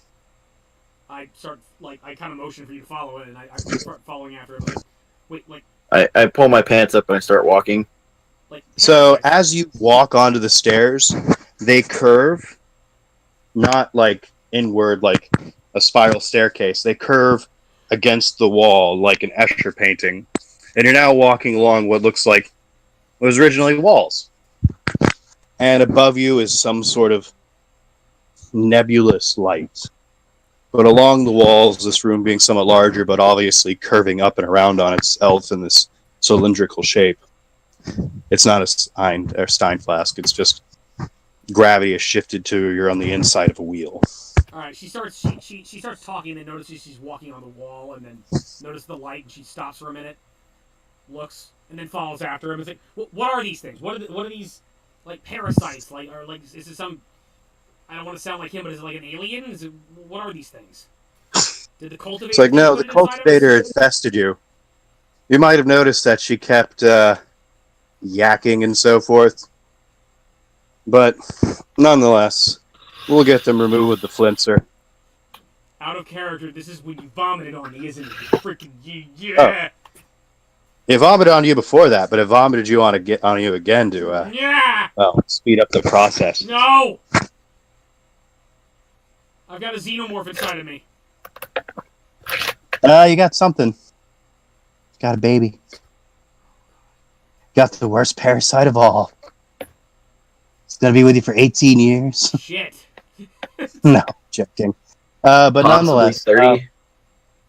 In this economy. That cultivator come back to life because he needs to pay some child support. He needs to pay child support for Yeah. the child of his. He needs to pay some child support for the child. Anyhow, so he leads y'all along to a cage, and in it is some sort of strange creature that is absolutely terrifying to look at. It's got sickle-like hands, well, not hands, but claws on the end of tendrils, a toothed beak. Is this a hooked horror? No, Okay. it's sort of more like a cuttlefish. Though a bit more leathery looking, less colorful, and strangely jointed limbs that it's clinging to the edge of the cage with. What the fuck is that? He's like, it's a flincer. Is it an alien? He's like, no. Flincer? You never heard the word flincing? No. Use Google. How do you spell it? FLENSER. Well, ING, because I don't think that there's an actual. I think it's object now. It's mostly. Oh. I feel like this is the better horror version of Fantastic Beasts and Where to Find Them. It's like, why couldn't this been the movie? Because it's made for kids to sell as much merch as possible. But no one watched it. Well, lots of people watch it. I love that movie. It's okay. So what exactly is this Flincer here for? Well, it's going to get you guys cleaned up. Don't worry. This one's domesticated. Now, you don't want to encounter them in the wild, though. So it's not going to flay us into pieces and cook us on a stove? I was wondering that myself, actually. And he says, no. His name is Harold. Harold. Mm-hmm. Hello, Harold. It makes a shrill scree noise at you, followed by this clattering of its beak. Shelly winces and backs away in fear. He seems, fun. He is. Anyhow, come on. And he walks you up to the cage. I slowly walk. Okay.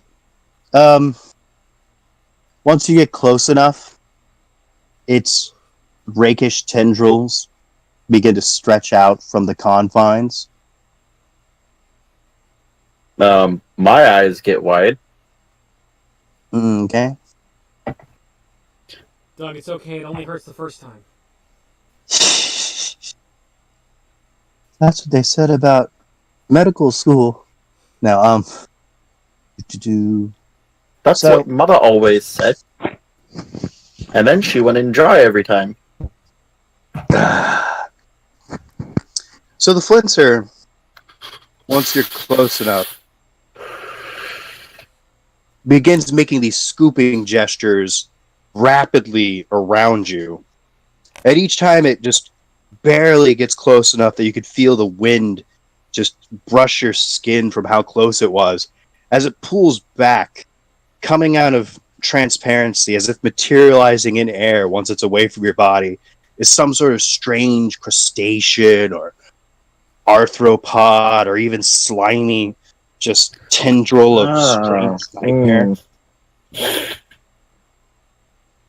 And as they begin to be pulled from your body, you start to see them closer and closer to the skin until you can actually see that they're like living in a tryptophobe's nightmare in holes in your body like hot flies.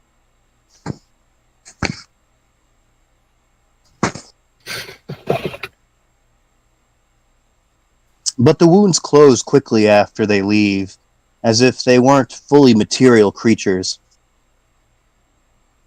Shelly's eyes are wide and scared, and she wonders what the flincer does to the big bug thing that he pulled out. Oh, by the way, it's just flicking it into its craw. Is eating it? And you get to see them squish and different colored fluids gush from its beakish mouth that's rapidly snapping them as it gobbles them down in rapid succession.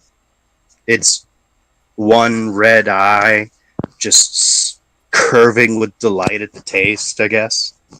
Okay, she suddenly walks briskly towards the cage, like, all right, do me.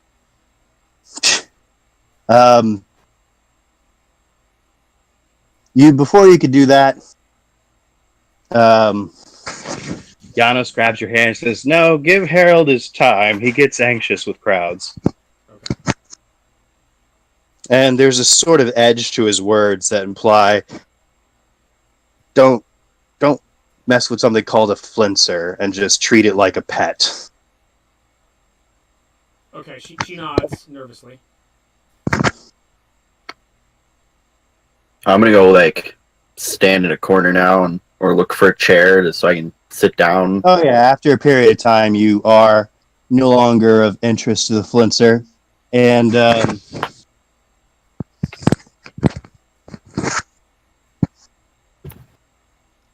Yana says, "Thank him.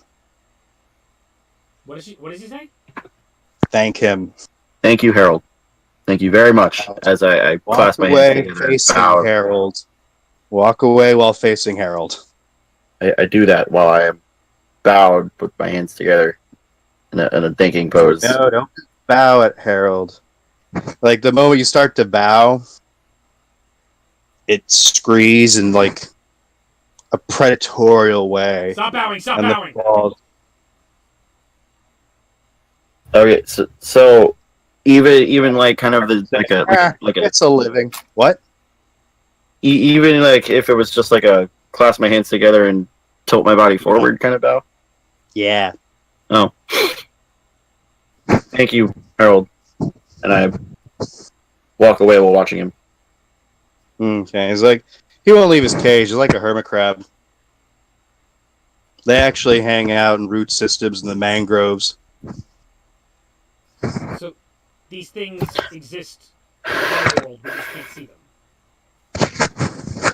Oh, there's lots you can't see. But there's lots. That changes for Doug's perspective. So, Doug, you feel great, by the way. Like there's a clarity in your mind. You didn't realize that you were being like bogged down with some sort of onset of emotion or whatever, but you feel a lot more vital. Feels great now due to being cleansed. I feel like this is going to cross over with Changeling the Dreaming at some point. Mm-hmm. Anyhow, so Eddie, you're gonna approach the flincer. She looks at Janos and let's see if it's okay.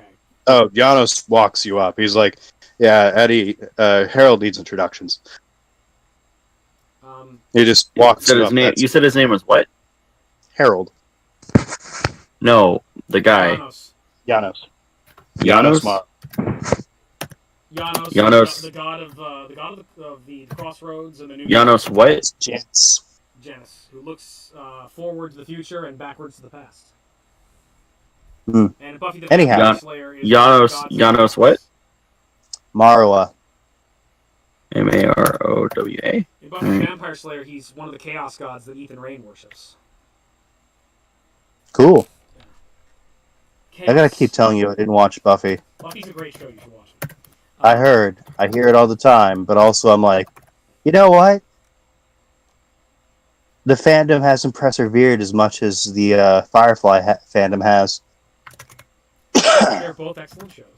Anyway, They are. She cautiously says, "Hello, Harold. Can you help me?" Okay. So Harold is pretty much nonverbal. He's mostly about stance. So he, after you're brought up by Marwa, is just like making clicking and churring noises before it starts just not tearing at you per se, but tearing at whatever is inside of you. And around your stomach. The tentacle thing is shooting out and doing that, or is its claws doing that? Its tentacle like extensions end in these gnarly fucking hooked glaives. Like they're curved circular claws that have hooks on them. Okay. So anyhow, you need to look up colossal squid tendrils. Okay. Nonetheless, except they ended sickles instead of the lashes. But nonetheless. So around your stomach area, by the way, it doesn't even get close. Like it's as if there's something distended about you, and it's plucking them away about 5 inches away from the chest or the stomach area. And just like with Doug's experience, as you become deloused, you begin to see things a bit more clearly, a bit more not focus or anything like that. This is But the like, Squid Baby moment for Prometheus. I'm about to freak out. Go ahead. it's not the Squid Baby moment. There's just random types of arthropods and fleshy things that are just like pocking your flesh. Your stomach is actually distended and bloated, and essentially, just you are full up with stuff. Anyhow, you need to look up probably mango worms. That'll give you a good idea. Oh, good. But anyhow, Is not looking at mango worms. yeah, you shouldn't. You have problems. I'm going to do a will save not to scream. Okay. Doug looks away. I have no successes. Oh, okay. So, when you panic, Harold responds. And Janos has to respond as well. Let's see who's faster. Nah, Harold's closer. He can't do anything. Bye, Shelly. Yeah, bye, Shelly. So,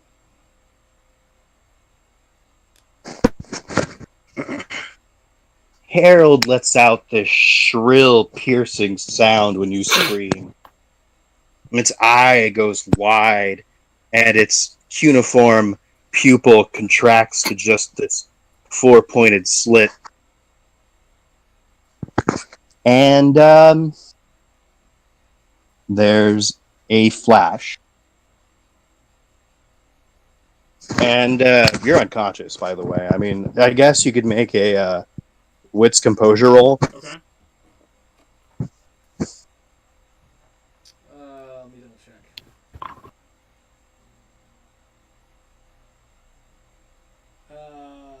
See wits. Where's my composure? I have 3 dice. 2 successes. 1 is a 10 again. I have 2 successes. Okay. So there's a flash that instead of being like bright white light, it's just red. Mhm. And things are hazy for a moment. And like you even get that like soft tinnitus sound of a ring Okay. before you realize you're on the floor. And you ever heard of a blood angel? No. It's a Viking. It's a Viking execution. Okay. Except I ain't gonna have him rip out your lungs. Anyhow, Is it attacking me? yeah, you screamed like a little bitch with some strange creature that is definitely not fully fucking house trained like a pussycat. Is it on top of me? No, it is still in its cage. You were just savaged by it in the blink of an eye. Is it called the Blood Angel? It might be. Yeah. Okay. What Anyhow. did it do to me though? Aside from knock me down. That's gruesome. Oh, yeah, I know. Well, let me roll for it really fast.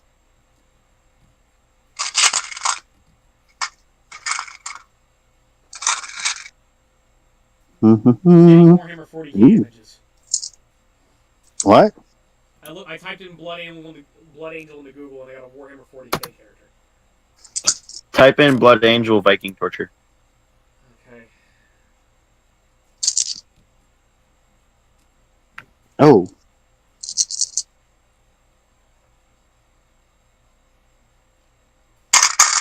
So you take 9 points of lethal damage. It's Blood Eagle.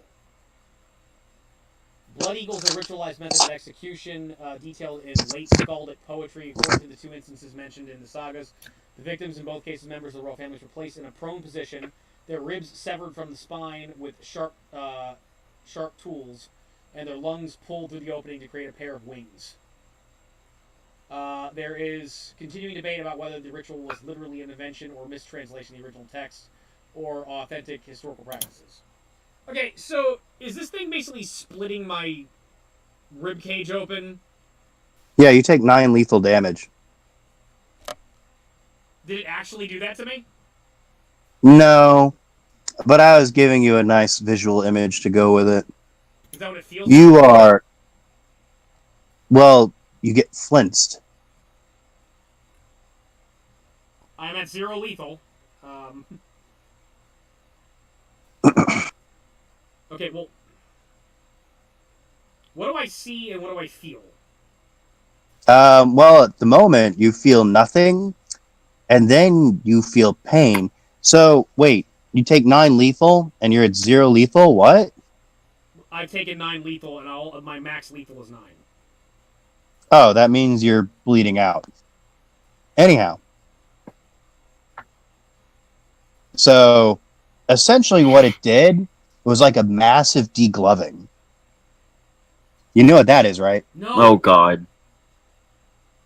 You don't know what degloving is, Eddie? No. Speaking words, I understand. Do you know why they told us not to wear rings while on ships? Yeah, vaguely, yes. How if it got caught on Eddie, something, it would just rip the skin Stop off of your finger? Klaus. Okay, I didn't hear what you said. What did you say just now? Okay, so you know how if the ring gets caught on... What did Malmodo say? You're Stocklefahrer Klaus. It's a character from a German spoof work safety video that ends up killing everybody in a warehouse. Okay. All right. And himself. All right. But anyhow. I want you to talk to me like I am 3 years old right now and tell me exactly what this thing just did to me. You took 9 lethal damage, meaning that all those hooked little glaives on its body Yes. were used on your body. And essentially, they're really good at grabbing skin and ripping it off. Okay. So, it has 6 tacks with its tentacles. And... yeah. Essentially, it's bright flash that it does.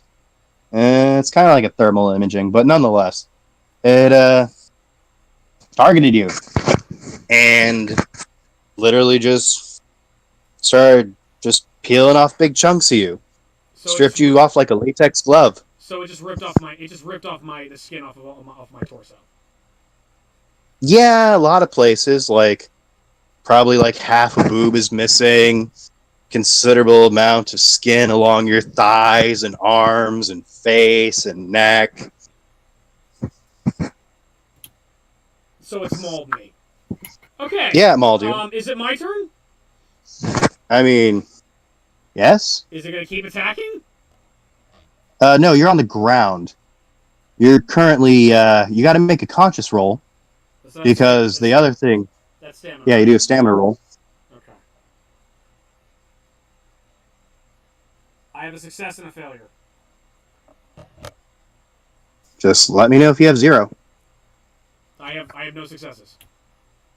Okay, so you're unconscious. Okay. Now do another stamina roll to stabilize so you don't bleed out. Okay. No successes. Okay. This is what happens So when I try to play a realistic character accurately and freak out in a scary situation. I mean, I suppose. Anyhow, I don't like so Harold. you take 1 point of aggravated. I don't like Harold. I don't like Harold very much. Yeah, Harold is not a friendly creature. Harold can fuck off. Okay, I have 8 ag left before I die. Okay. Anyhow. So, what you see is like one of those amazing anime death sort of things where you have like those 50 sword lines go across the screen. I And wasn't blood goes watching everywhere. Oh, okay. Well, because of the the audience bugs. watch. It was Oh, like good, an good. Akira. Doug has no idea that I'm dead or I'm about to die. No, you hear the scream and so forth, and then you hear wet noises and tearing noises, To which I turn around to see. blood everywhere. Oh, no. Ah, fuck. Why'd she scream at Doug or at Harold? I don't know who to be madder at right now, like the monster or Janos. I'm like, I don't. Never mind. I don't.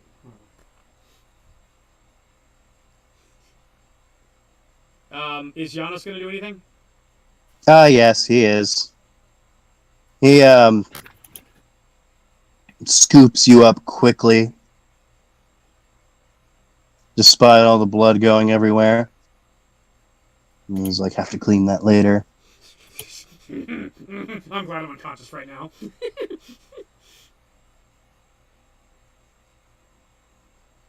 Good, stay quiet through the lousing process.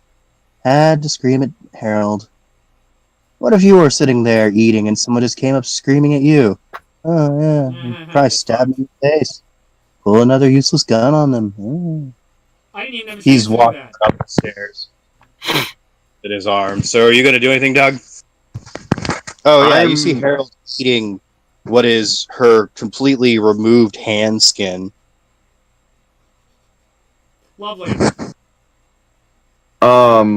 Shocked, stunned, and not sure how to react. Oh, okay. I take it Harold's move is just to eat my hand skin. Oh, he's eating other skin, but, part of a boob. Maybe see a nipple dangling out of his mouth. Okay, I take it I have to do a roll to not die? Yeah, you do have to make another stamina save to stop bleeding out. Okay, I have 2 8s. 2 successes. Are you applying your negatives for being so damaged? I don't know. What are my negatives? -3. Then I have no successes. Okay. Anyhow, I luckily you're have not on a mag chance left. to die. So, Janos is going to have to do something. He's going to have to call a mender. Doug, do you follow him or anything? You're just going to sit there. I guess we'll have to call at you. He's like, no, you, big guy, come along. But she's She's what? she's I don't feel like still this guy is alive? terribly good at explaining like what's going on. I feel like we wouldn't. Oh, he doesn't know how to view, by the way, he doesn't know how to view reality from your perspective. This is just normal shit to him. Is she alive? He's like, she won't be for much longer. We need to hurry. Someone stay here? Do you think you should be left alone in my house? He looks at Harold. Fair point. You look at Harold. Yes. Harold is trying to separate a bit of ligament that's stuck on one of his talons, and you realize it's like half of her nose. I don't like. Oh. Harold. I think Harold's just gonna fuck himself. I leave with the Janos man. Okay.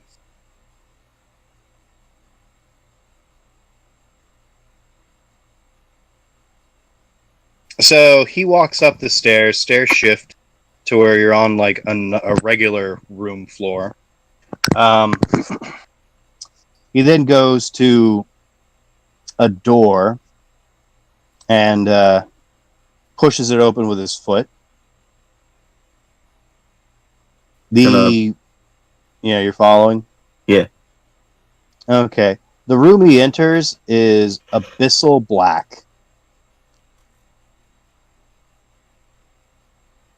So how are we supposed to see? it's hold on. It's just black, and he walks into it, and you could see him as if he's illuminated by a dim light, but otherwise, it just looks like he's in the void of space without stars. So, how are we supposed to see? Well, he seems to know where he's going, and you can see him. I want to follow him. Okay. Let me know when I need to make rolls. Okay, you should make another roll. Alright, I can only roll once. 3. No successes. Excellent. I have 6 Yes. ag left.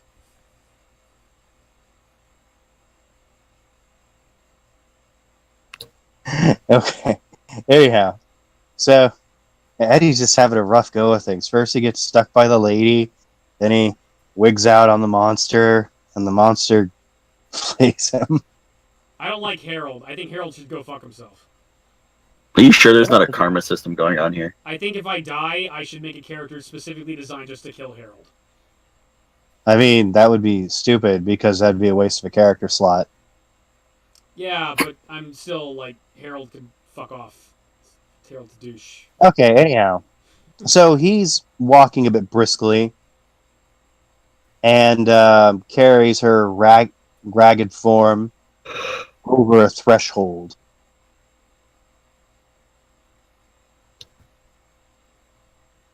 And you hear a voice that's disconnected from any mouth or lips just start talking. And it's like, oh, first you, now someone else. Hello? And you're ignored by whatever the voice that's speaking is. And Janos starts talking. He's like, yes, Dimfa, someone else.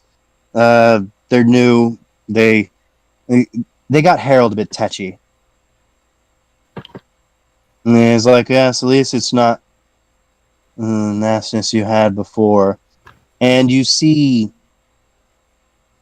just shape in the darkness, as if it's the blackness itself was given form. But there's almost nothing to see beside when it's against the black background. It's only as the hands work over her body you see there's something there. Hello? Who's there? Keep saying that. And it's like, be quiet. It takes some concentration, I think.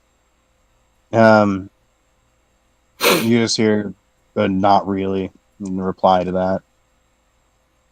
Okay, Eddie, you can make another roll. What was the name he said? Dimfa. Great! No successes. 5 ag left. What are you up to, Eddie? What? What are you up to? Six ag? I've got, no, I'm at 5 ag. Wait, no. No, 4 ag. 4 aggravated damage. I have 5 left. That's nothing. I'll take your word for it. Anyhow, so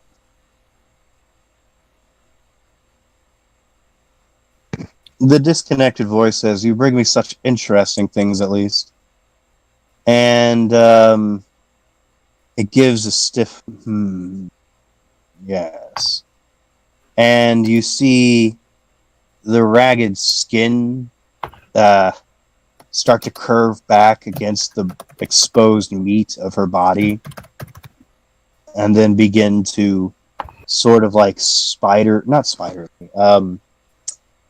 the word? Like roots growing, I guess, is the best way to describe it. Except not into the skin, but over the skin, like vines, I suppose. But nonetheless, her skin begins to come back and close around the bare spots. And all of her tattoos were a waste of money. Wait, my tattoos are gone? Well, no, just the ones that would be in the areas that were damaged. Okay, now I have to go over and figure out exactly what my tattoos are. You know, aren't you lucky that I actually included that in the character sheet, because that was important. I mean, I guess. That's what I tell myself. You guess? Hang on. So wait, you're saying that Shelly formed in front of us? No. Her skin is beginning to meld together over the bare parts. Shelly, give me another roll. You're still quite exposed, to say the least. 2. Goodbye, another ag. Hey. I Anyhow, have 4 luckily ag for left. you, you're in able, tenebrous hands. Okay. Well, And as for the tattoos, so I had a tramp stamp where a tramp stamp belongs to Scorpion. Is that okay? yeah, the tramp stamp should be fine. It was your front skin that got flayed. Okay, I had Like your upper arms, your lower arms, your Okay. boobies, your cleavage, your face, neck. Okay, I had Jack Skellington and Sally from Nightmare Before Christmas on my left arm, so that's gone. Oh, I mean, it's longer. Is Mildly it gone, or is it just appropriate. like not like it doesn't look good anymore because it's like it's half of it's been removed? It's like half of it's been removed. Okay, I'm gonna put ruined under where it was fucked up. I have Okay. weakness stuff on my right arm that's been ruined. I have a hot chick on a dragon. Well, hot chick on a bite with dragons on my back. That should be fine. I have an ankh on my cleavage. That's ruined. Yeah, that's definitely ruined. Yin yang above my belly button. That's probably ruined. Okay. And Yeah. I have a skull on my right thigh and a snake on my left thigh. How about the thighs? Would the thighs be fucked up? Are they on the top or the sides? Sides. They'd be a little messed up. Harold just I'll say partially. scooped off bits of you fast as hell. Partially ruined. I mean, you work at a tattoo place, probably wouldn't be ruined forever. Yeah. And get Eddie to redo them for But free. nonetheless. Okay. So you see her skin come back together and partial nudity. Well, top nudity. You see a titty. I'm just happy the tits are back. That's all. I look away out of respect.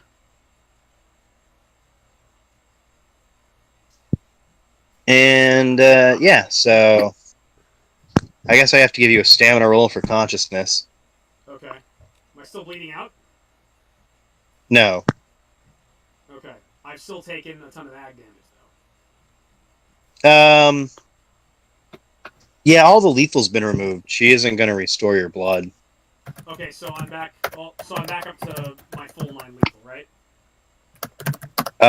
You'd be full. You'd be missing all of your lethal. Okay, but I still have all the ag damage I took, so I've still taken 5 ag. Yeah, the aggro is blood loss. Okay, alright. So I now... Okay, do I have any more penalties to wake up? You would have whatever penalties are for being deprived of, I'd say, about half a pint of blood. Okay. Probably more than that, but I'm being nice. Okay, alright, so for 5 ag damage, how much would that No, be? not half a pint. You'd be missing like 3. No, you only have 5. 2? I'm gonna give you like 2. So I don't think the human body can lose more than 2 pints. pints. You'd be surprised how much they take from you. She'd just be quite anemic. Do I have any penalties to my stamina roll, is what I'm saying? Yeah, I'm gonna give you a -2 for that. -2? Okay. I have a failure. Sleepy time. Okay. You don't regain consciousness. You don't get to see the magic shadow lady. That's fine. So, as the wounds finish closing, You see a face lean in, but there is no discernible eyes or anything like that. It's only when it seems to move over whatever else is there. In the background, you see essentially the profile of it, and it's female, I'll say the least. The round forehead, the upturned nose, obvious female features. She goes, "What interesting things have stumbled upon you?" And backs off.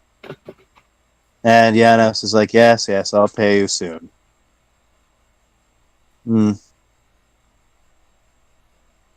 So Janos looks over at you and says, "Hey, could you pick her up?" I I'm not a gentleman. I was just the only one that knew what to do in this situation. I pick her up. Okay. I So now you carry her in my arms. Okay. I mean, she's like what, 5'4"? How tall is Shelly?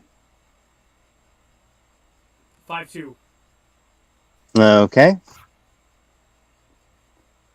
Getting carried by a 7'4", 400-pound person. Yeah, it's pretty easy. Actually, Anyhow, he that'll hit leads it you without back measurements. to the open doorway that seems strangely far away for how long you were walking, and then so strangely close for how far you were walking. Oh God, we're in the labyrinth of House of Leaves. Each step you took was like many cubits. Mini cubits. Oh, it's an old-timey length of measurement. It's like 28 inches. Oh, okay. I'm going to start talking about stone in a minute when I talk about weight. It's like, oh man, that guy looks like he could weigh 15 stone. Anyhow. Can I Nonetheless. see the quality of your stones, please? Yeah, right. I'm glad I'm unconscious for this conversation. I'm very adept at looking at rocks. No, I'm joking about. I'm using out-of-date measurement systems. Nonetheless, back to the game. So you walk for what seems like a long ways and suddenly a short ways back to the door. And This is the evil within all over again. Darkness. You say anything, talk to the guy as he walks you back to his house. So, how did you come to discover all of this? He says, I was born into it. Like, I try. I really do. I should have foreseen that people would not see how docile Harold is, or I guess that he is not just something that can be shrieked at. Should have seen that coming, but To be fair, it's not something we've seen before. yeah, I Hey, just you tell him, Doug. I'm not in the I'm not in your reality very often. So I forget that most of the banal people don't actually have this sort of Knowledge? All right. So for you, it's like I took you to the shower. And it's like, and she screamed at the faucet. Except the faucet that immediately gushed scalding hot water over her and removed a bunch of her skin. Anyhow, that's a bad analogy. I'm so happy to sleep for this conversation.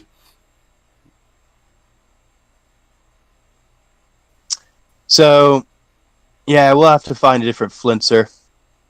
Because Harold will probably not just clean her next time. You mean And there's a next time? I mean, it's very easy to pick up parasites, but secondly, she didn't even finish the process. Oh, that's not going to be good. You can look down at her if you want. No. Aw, I want this for me, the player, not the character. I want to know what's inside of her. She's still like half naked. No. Look at my titties. Yeah. Look at my titties. You should learn about tryptophobia. Tryptophobia? Mm-hmm. TRYPO phobia. Anyhow, so I'm going to fast forward a little bit. You get to wake up. You're inside of his what looks to be living quarters. No, it's just a matter of time. You feel lightheaded, squeamish, and weak, as if you lost a lot of blood. All right, where am I when I wake up? You're wearing like some sort of shirt that's not yours. Your pants are crusty. Didn't have your size. Where am I? They're also got that hot, sexy, ripped look. Hot, sexy, ripped look? Yeah, ripped jeans. Okay. That acid wash. Alright, well, where is she when she wakes up, though? You're laying in a chaise lounge. Okay, is there anybody in the room with me? Doug's there and Giannis are there. You wake up to them talking. Hey, what would you ask Giannis if you had like 45 minutes to talk to him? Me? I'm going to make Breeze conversation. No, not you.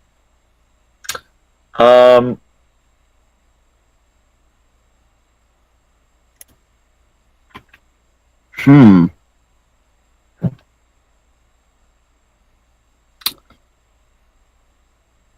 Well, he definitely asked about Janos's abilities to find people.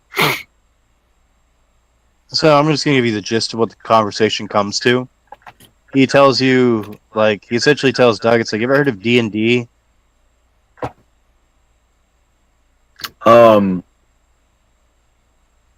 There's this character called Demigorgon. And... No. I guess, hold up. What'd he know about Dungeons and Dragons? What Douglas know about Dungeons and Dragons? I think Douglas might That's very, up very to you. strongly know about Dungeons and Dragons. No, he's a big weeb. He doesn't have to know about Dungeons and Dragons. You'd be surprised how those cultures do overlap a bunch, but there's still plenty out there where it's like, what is this nerd speaker using at me?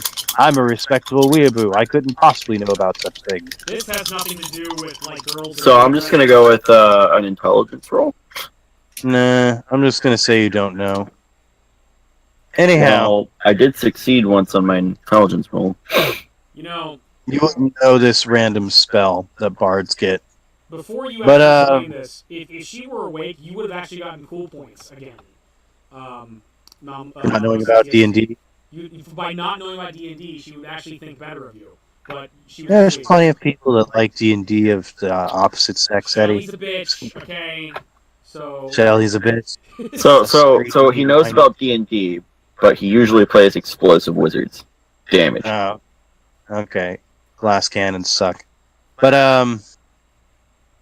anyhow, he doesn't use the D&D analogy. He'd be a bit more crafty than that. But I'm going to say he describes it very well to Doug as just sort of like in Dreamcatcher, where he can essentially just desire something and it's like brought to his attention.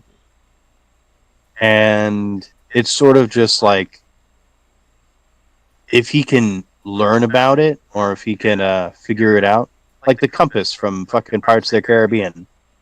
If he knows what he wants, he can find it.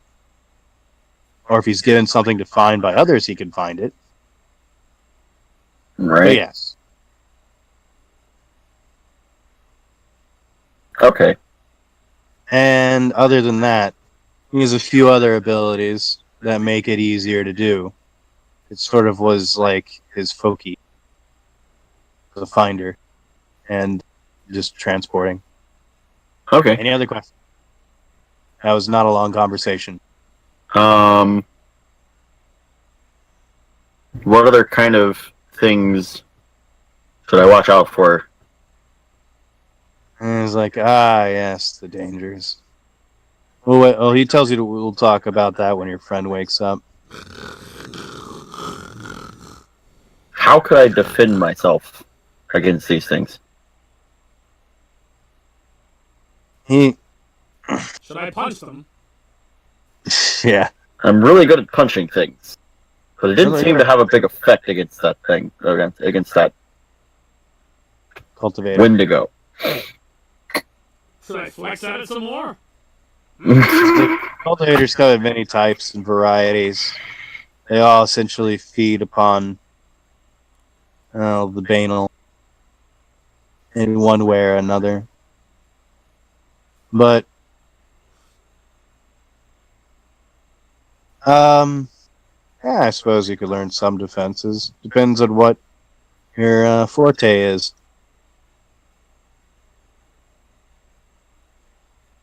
My forte, as in. As in what you're going to be good at. I mean, I can't do everything, obviously. You didn't see me put her skin back on. Right. I didn't pull clothes out of thin air. I had to go find her one of my old shirts. I like that shirt. Have everything I like. Cook it.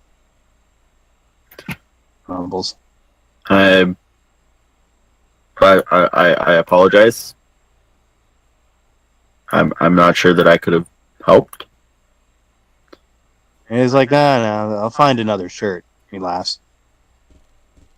We can ensure that you get your shirt back. I love how we I think it killed was a Wendigo joke last about what time, he and does. his pet just like is badass enough to just whip our asses. It's just, What? I love how we killed a Wendigo last time. And then, like, but just like the thing that was not supposed to be dangerous, his pet just like totally kicks our asses. And just like, Oh, he didn't think it was dangerous because he never has these problems. It's sort of like growing up with a cat, Yeah. except it's a cat that grooms you. Yeah. It's So what other abilities are seen throughout this realm of other people like you? And he's like, And- oh, yeah, there's people that can do what I do, which makes my job harder. But, well, at least, surviving out here. Says it's really dangerous in the gaps, to be honest. That's why you have to sort of have a lot of secrecy and, I guess, self-control, which, your friend here doesn't have, which she should probably learn to do because it's warranted that she might have to face things that also react explosively to scream. Shelly has a dream where she sneezes. Okay, Eddie. Achoo, achoo. Yeah, Eddie, I get the reference. Anyhow. So, he says, ask for what you can do. And this is around when Shelly wakes up. And it's late. We should end it here. What? I didn't get to do anything. No, you got to hear the last sentence. She was gonna start talking and like asking questions because she has missed all of this. It's unfortunate. Go get cut in half next time. Fuck you. Well, can we get a little bit of like? Can I get a little bit of closure on my character because she's like doesn't even know what happened. Okay, you wake up into saying for as what you can do. Okay. All right, and she looks around and she's like, "What just happened?" And that is the end scene. Oh, I get it. It's a cliffhanger, and next time we're gonna learn what our abilities are, and we're gonna. Well, I actually we're have to gonna work with you on those anyways, so I can make the next scene more smooth, because there's bumps in the road at the moment. That makes so much sense, actually. We can't just have And, the conversation continue on for like another 5 minutes. Eddie's so thirsty. I am. I mean, it's like I was gonna like ask him questions, and now no, fuck you, we're done tonight. Well, you can ask someone when we get on the next game. You can think up really good questions. Seriously, dude, like, come on, just a few more minutes. Come on, let me actually. She doesn't even know what happened. Give me my fix, man. Don't give him his fix. I think you should. This is an intervention. This is where you learn not to an not shit. do the drug. Shit. What was this? Oh man, It's- I got to play. I need my fix, Eddie. I need my fix. Like, let's ask Davis if we can play sooner. And so, okay, let me talk to him. I was just content to like go to bed and jerk off tonight. But like, no. And then we play a whole game, and now I'm the addict. Fuck you. What? I'm just messing with you, man. Okay. I'm sorry that you're mad about the game.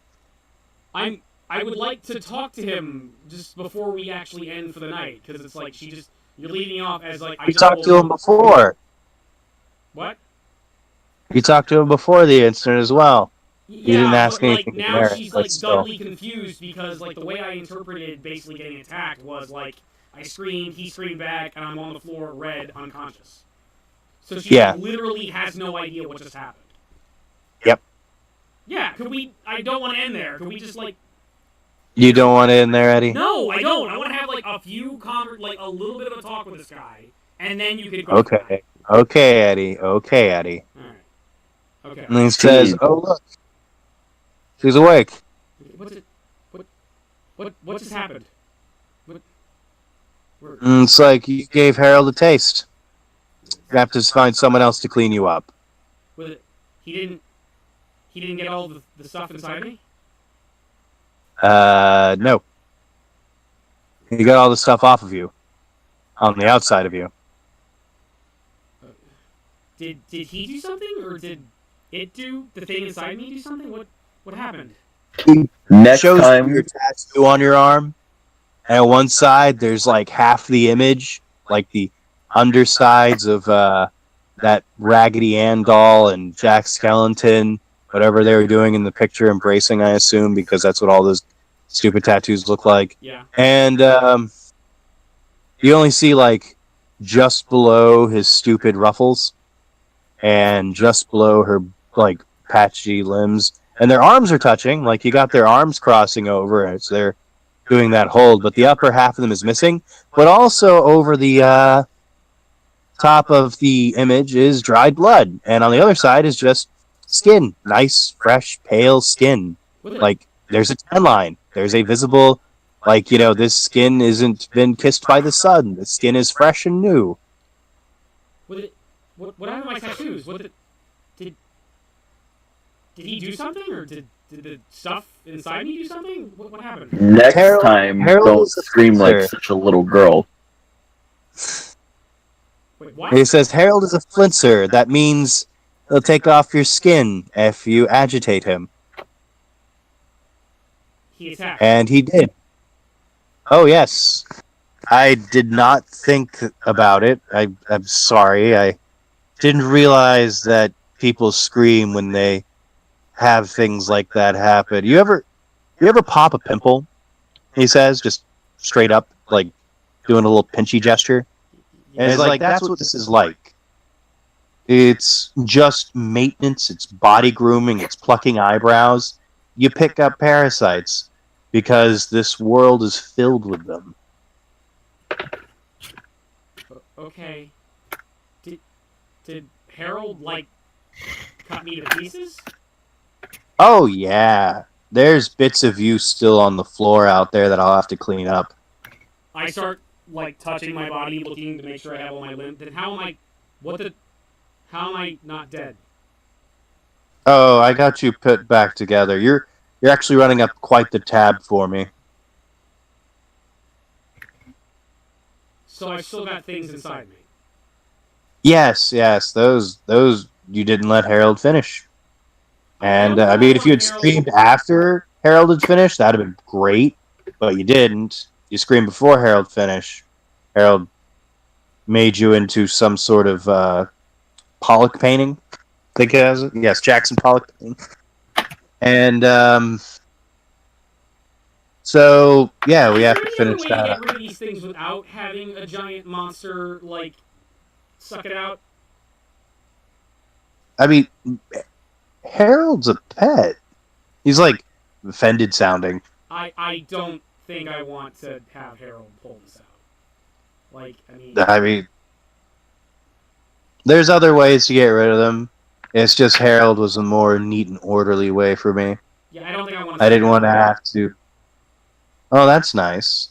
It's so nice that you have these desires that just have to be filled because you have feelings. I'm sorry.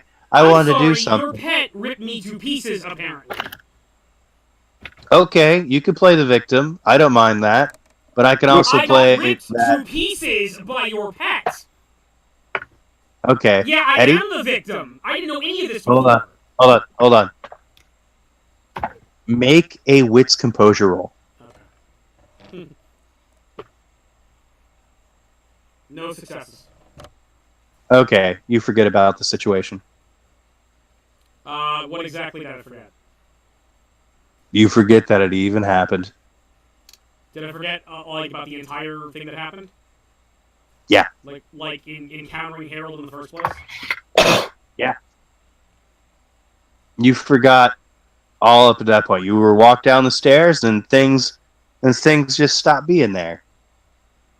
Right, It's like, weren't we downstairs? he put You the just lamp- that's he- where your last memory is. he got offended. I don't like this guy. This guy's a dickhead. Fuck this guy. Yeah. But that's me, the player, not liking him. Shelly doesn't remember anything. So, Yeah. okay. So she's like, what are we talking about? Oh yeah. You said Doug? we were like infected with something. Do I need to make an intelligence check to see what happened? Well, I mean, if it's beyond your perception, you actually are deloused, so you'd probably see what happened. Well, yeah. Do a wits composure roll. It's wits composure to perceive.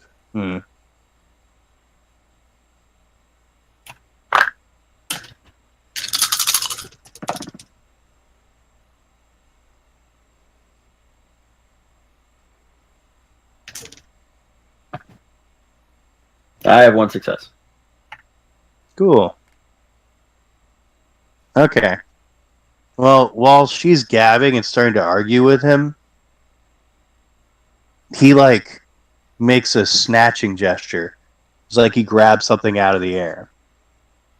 And he pulls it away like a thread.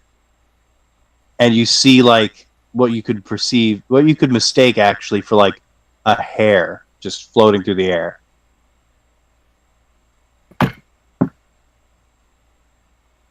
I look at him. I look at her. I look at him again. I look back at her. She collects herself. It's like, what were we talking about? He's infected with something. How do we get these? I look back at him. Now Okay. that's convenient.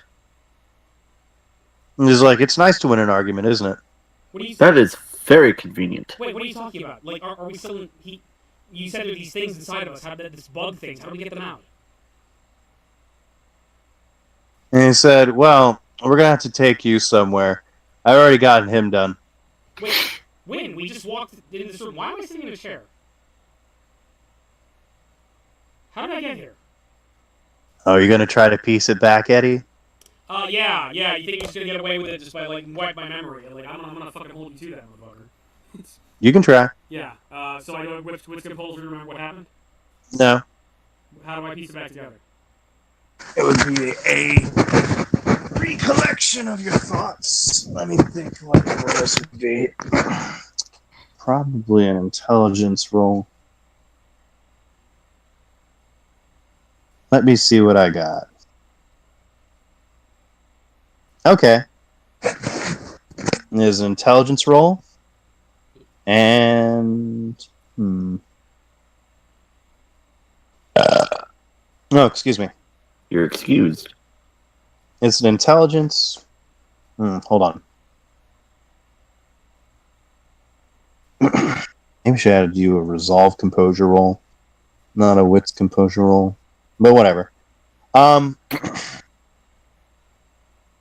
So, yeah, it will be an intelligence roll. Straight intelligence? Okay.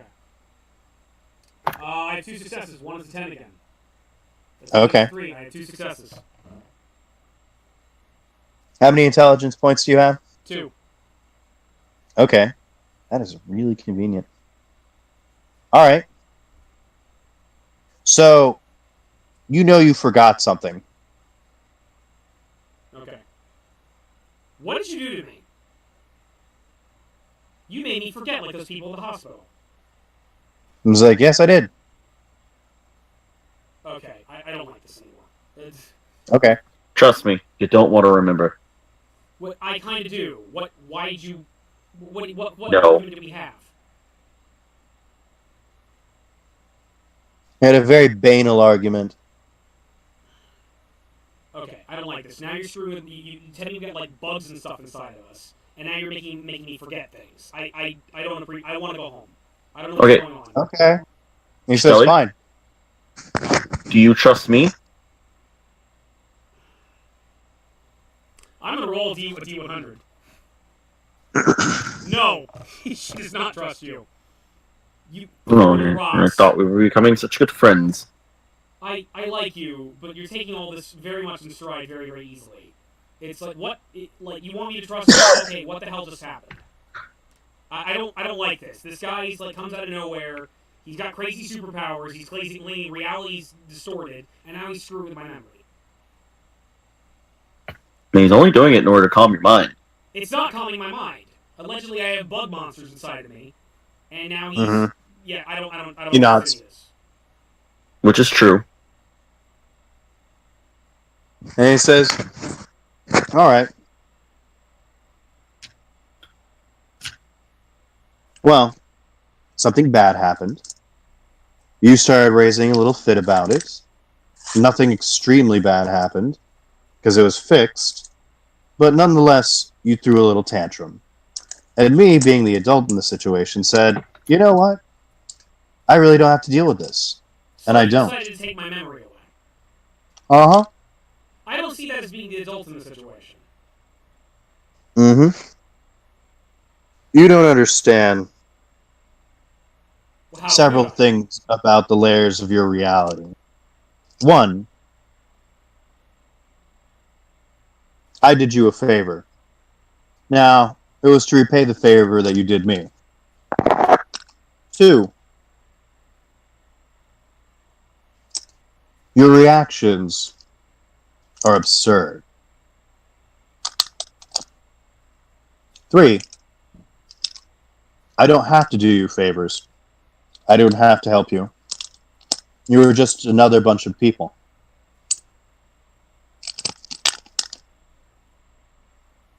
But I chose to, at my own expense. I chose to even fix the problem at my own expense, which wasn't good enough for you. I chose to try to continue to help fix the problem, which wasn't good enough for you. And so I have to go through you having a little tantrum the entire time, like a child. Okay, I don't know how things work in whatever fucking dimension we're in, but basically making people forget a problem, make it go away, doesn't really help. And I would take your word for it to Really? figure this out. But all I know is I've gone to Crazy Town and allegedly monster cops would have killed me, and there's bugs inside of me. And I'm having a little trouble dealing with that right now. And then you decide to screw with my mind, and you think that it's going to make it Oh, all yes. better. I don't think it makes it all better.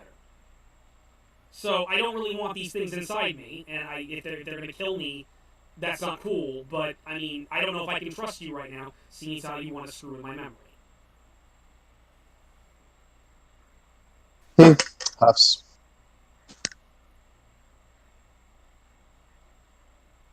Can you open a door Looks back to my around house? for a minute. What? Can you open a door back to my house? And he said yes. Do it. Okay. I mean, the least you could say is please. No. That's perfectly fine. He does. He goes, walks right over to a door, opens it. Okay. It leads back to her house? Yeah. She goes through. Fuck you, weirdo! She waits for him to close it. And he says, enjoy your brief existence, and closes the door. Okay. I stay. She'll let you off at your place.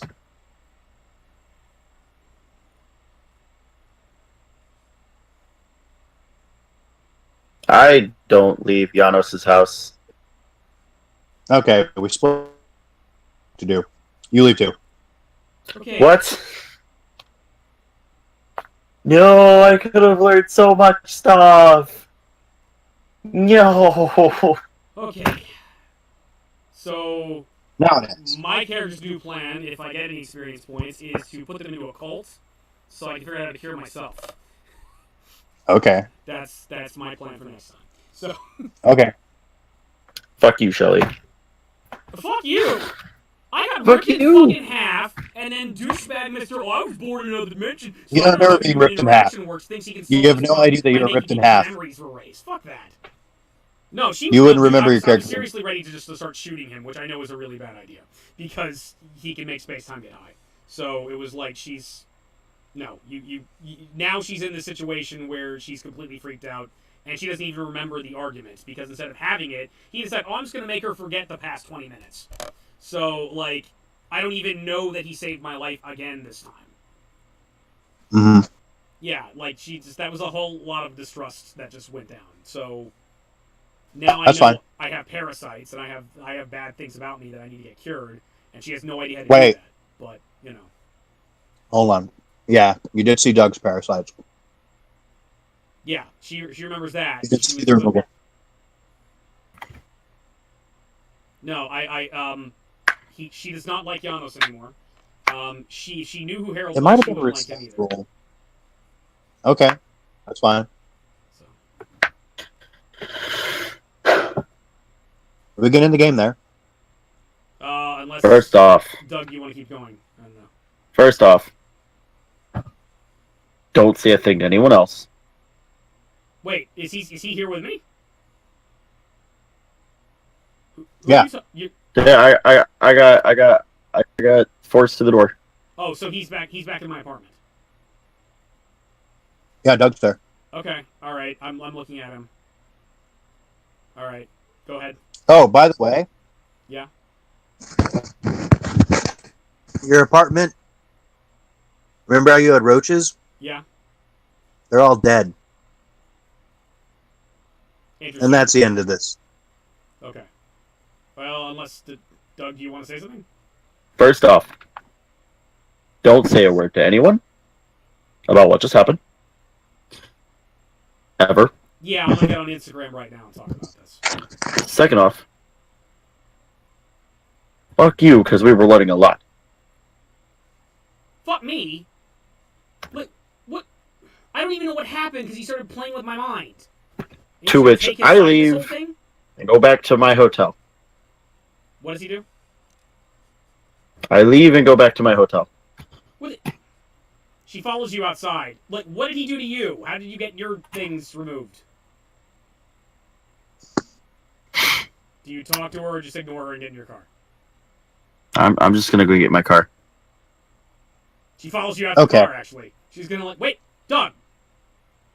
What did he do to you? How did he get rid of that things? Like, she's gonna try to stop you. Like, are you just gonna ignore her and be a dick?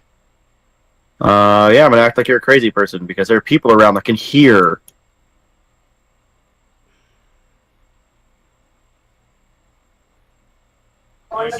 So, okay, by the way, hold on. Good night, Annie.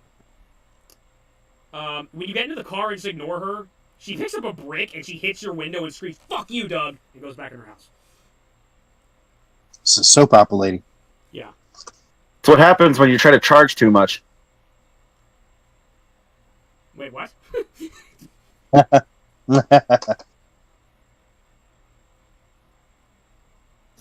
yeah, when you go back to your house, you do find every roach dead. Okay. Their little bodies all over the ground. You don't smell bug poison or anything like that. Roaches can survive 1,000 times the radiation humans can. And everything is dead. Okay. Alright. She starts scratching her arm and she immediately... No, it's too late. It's too late. That's where I was going to end it. All the roaches are dead. Okay. I know what I'm going to do next time. Okay, do it next week. That's the end. Okay. Keep trying to stretch this out. Stretch it out. Okay. We've been playing for what, 3 hours? How long has this call been going? 2 hours and 20 minutes. Yeah, see? We can spend the last 10 minutes bashing on shit like we normally do. She's going to, yes, on... Why are you still talking about the game? I'm just telling you what I'm going to do, you dick. Alright. Dick. She's going to get on Google, she's going to get on her computer, get on Google, and she's going to start researching the occult, specifically the word cultivator and parasites. Okay. And she's going to go to the dark net if she has to, but it's like that's what her... Okay. Because I'm obviously not going to get it from my party mate. And, like, and the NPC's a douchebag, and she doesn't trust him anymore, so... Okay, that's fine. Yeah. Doug is going to be researching how to contact spiritual worlds. The spiritual world. Hey, actually, wait, I got... I'm not going to be jumping the time when we pick it back up. It's literally going to be like... That is what he's interested in amount of time has to pass well, yes. before the next action scene. I'm just leaving off with all the roaches dead, and y'all Okay. keep adding in. I'm gonna be doing this. Gonna be doing that. And I'm like, that's fine. Hold up. Save it for the next game. Wait. Hold Okay. on. But I have a gameplay question for you. It's like, could I spend my experience points now into a cult? Are you gonna spend Eddie? Yeah. Let me think. I could. You do have a character motivation to learn it. Hold on. Yeah. So that's a good reason for you to learn a cult. However, considering the timeliness, it'll allow you to only get 1 point in the cult. I think it's all I can get anyway. I've only got 7 points, so it'd be. Yeah, I'd have to You can get 6. 2. Yeah. So. Oh yeah, you need 6. Yeah. Now you'd probably be able to buy 2 with the points I'm about to award you, but nonetheless. Okay. I have 4 experience points left. All right. Anyhow, I'll award XP later, like I always do. Okay. Yep. And now we can just lawyer, like we always do. And sorry if she's being a dick right now, or if I'm playing. Eddie, I don't care. Okay, I'm just all right. All right, you understand? The same shit Cloud did. It's just I'm watching history repeat itself No, his so badly. character was able to suss out that he got Jedi mind tricked. There's nothing wrong with that. Yeah, it's like he's warping with my mind. I don't even remember the fact. Like, no, my initial reaction would be like, I'd probably be thankful he saved my life again, but I don't even remember that. Because all I know is this guy's... Except your initial reaction was to yell at him about how he's a dumbass for trying to save your life. Seriously. What happened when you woke up? I'm trying to remember what exactly led me up. No, she was... No, he was offended... No, you know what it was? You were offended that I didn't like Harold. That you were... You were... No, what? You were offended I didn't like Harold. And because it's like a pet, and he's like, well, my cat's a wonderful cat that horribly mauled you and ripped you to pieces. But that doesn't bother me because I'm an alien, fart, extra-dimensional person, and this happens to me all the time, and I don't understand mundane, ordinary people. So she was naturally taken aback. It's like, what are you talking about? Oh, you're just going to play the victim. It's like, yeah, fuck her, I'm going to play the victim. So we started having an argument about that, and then you warped my mind, so she doesn't even remember that. We could have, like, had a conversation and finished to the, like look, she's being a woman. She's being a difficult, obnoxious woman right now, and I mean, she's being a difficult, obnoxious person. Yeah. Doesn't matter what gender she is, her motivations are On, still. man. Let's get the SJWs up in here hating my stuff. Come on, let's do it. Let's do it. I mean, stereotypical play just because of gender is really boring to me. I'm not. Well, okay, I didn't mean that. I meant like, you know what I mean.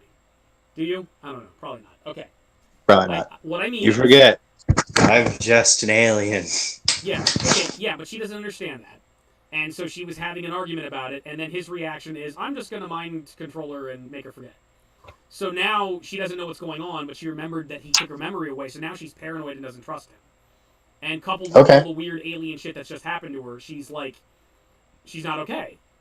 So no, I mean, dude, Artenius, this is my point. Is like, in terms of playing a character, you don't necessarily have to go with what the dungeon master wants, especially if it doesn't make sense, or if you're just like, let's just I understand that. Little players and go along with what the Its character made the role to figure out that something was amiss. That's all it takes.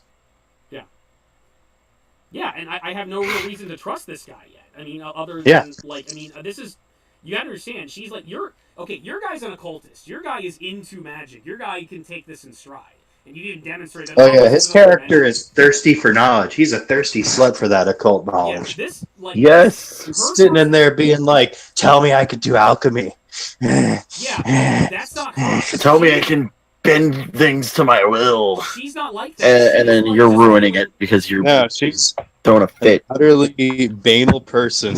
Yeah, she's an ordinary person whose only encounter with this is I fought an undead monster like a month ago.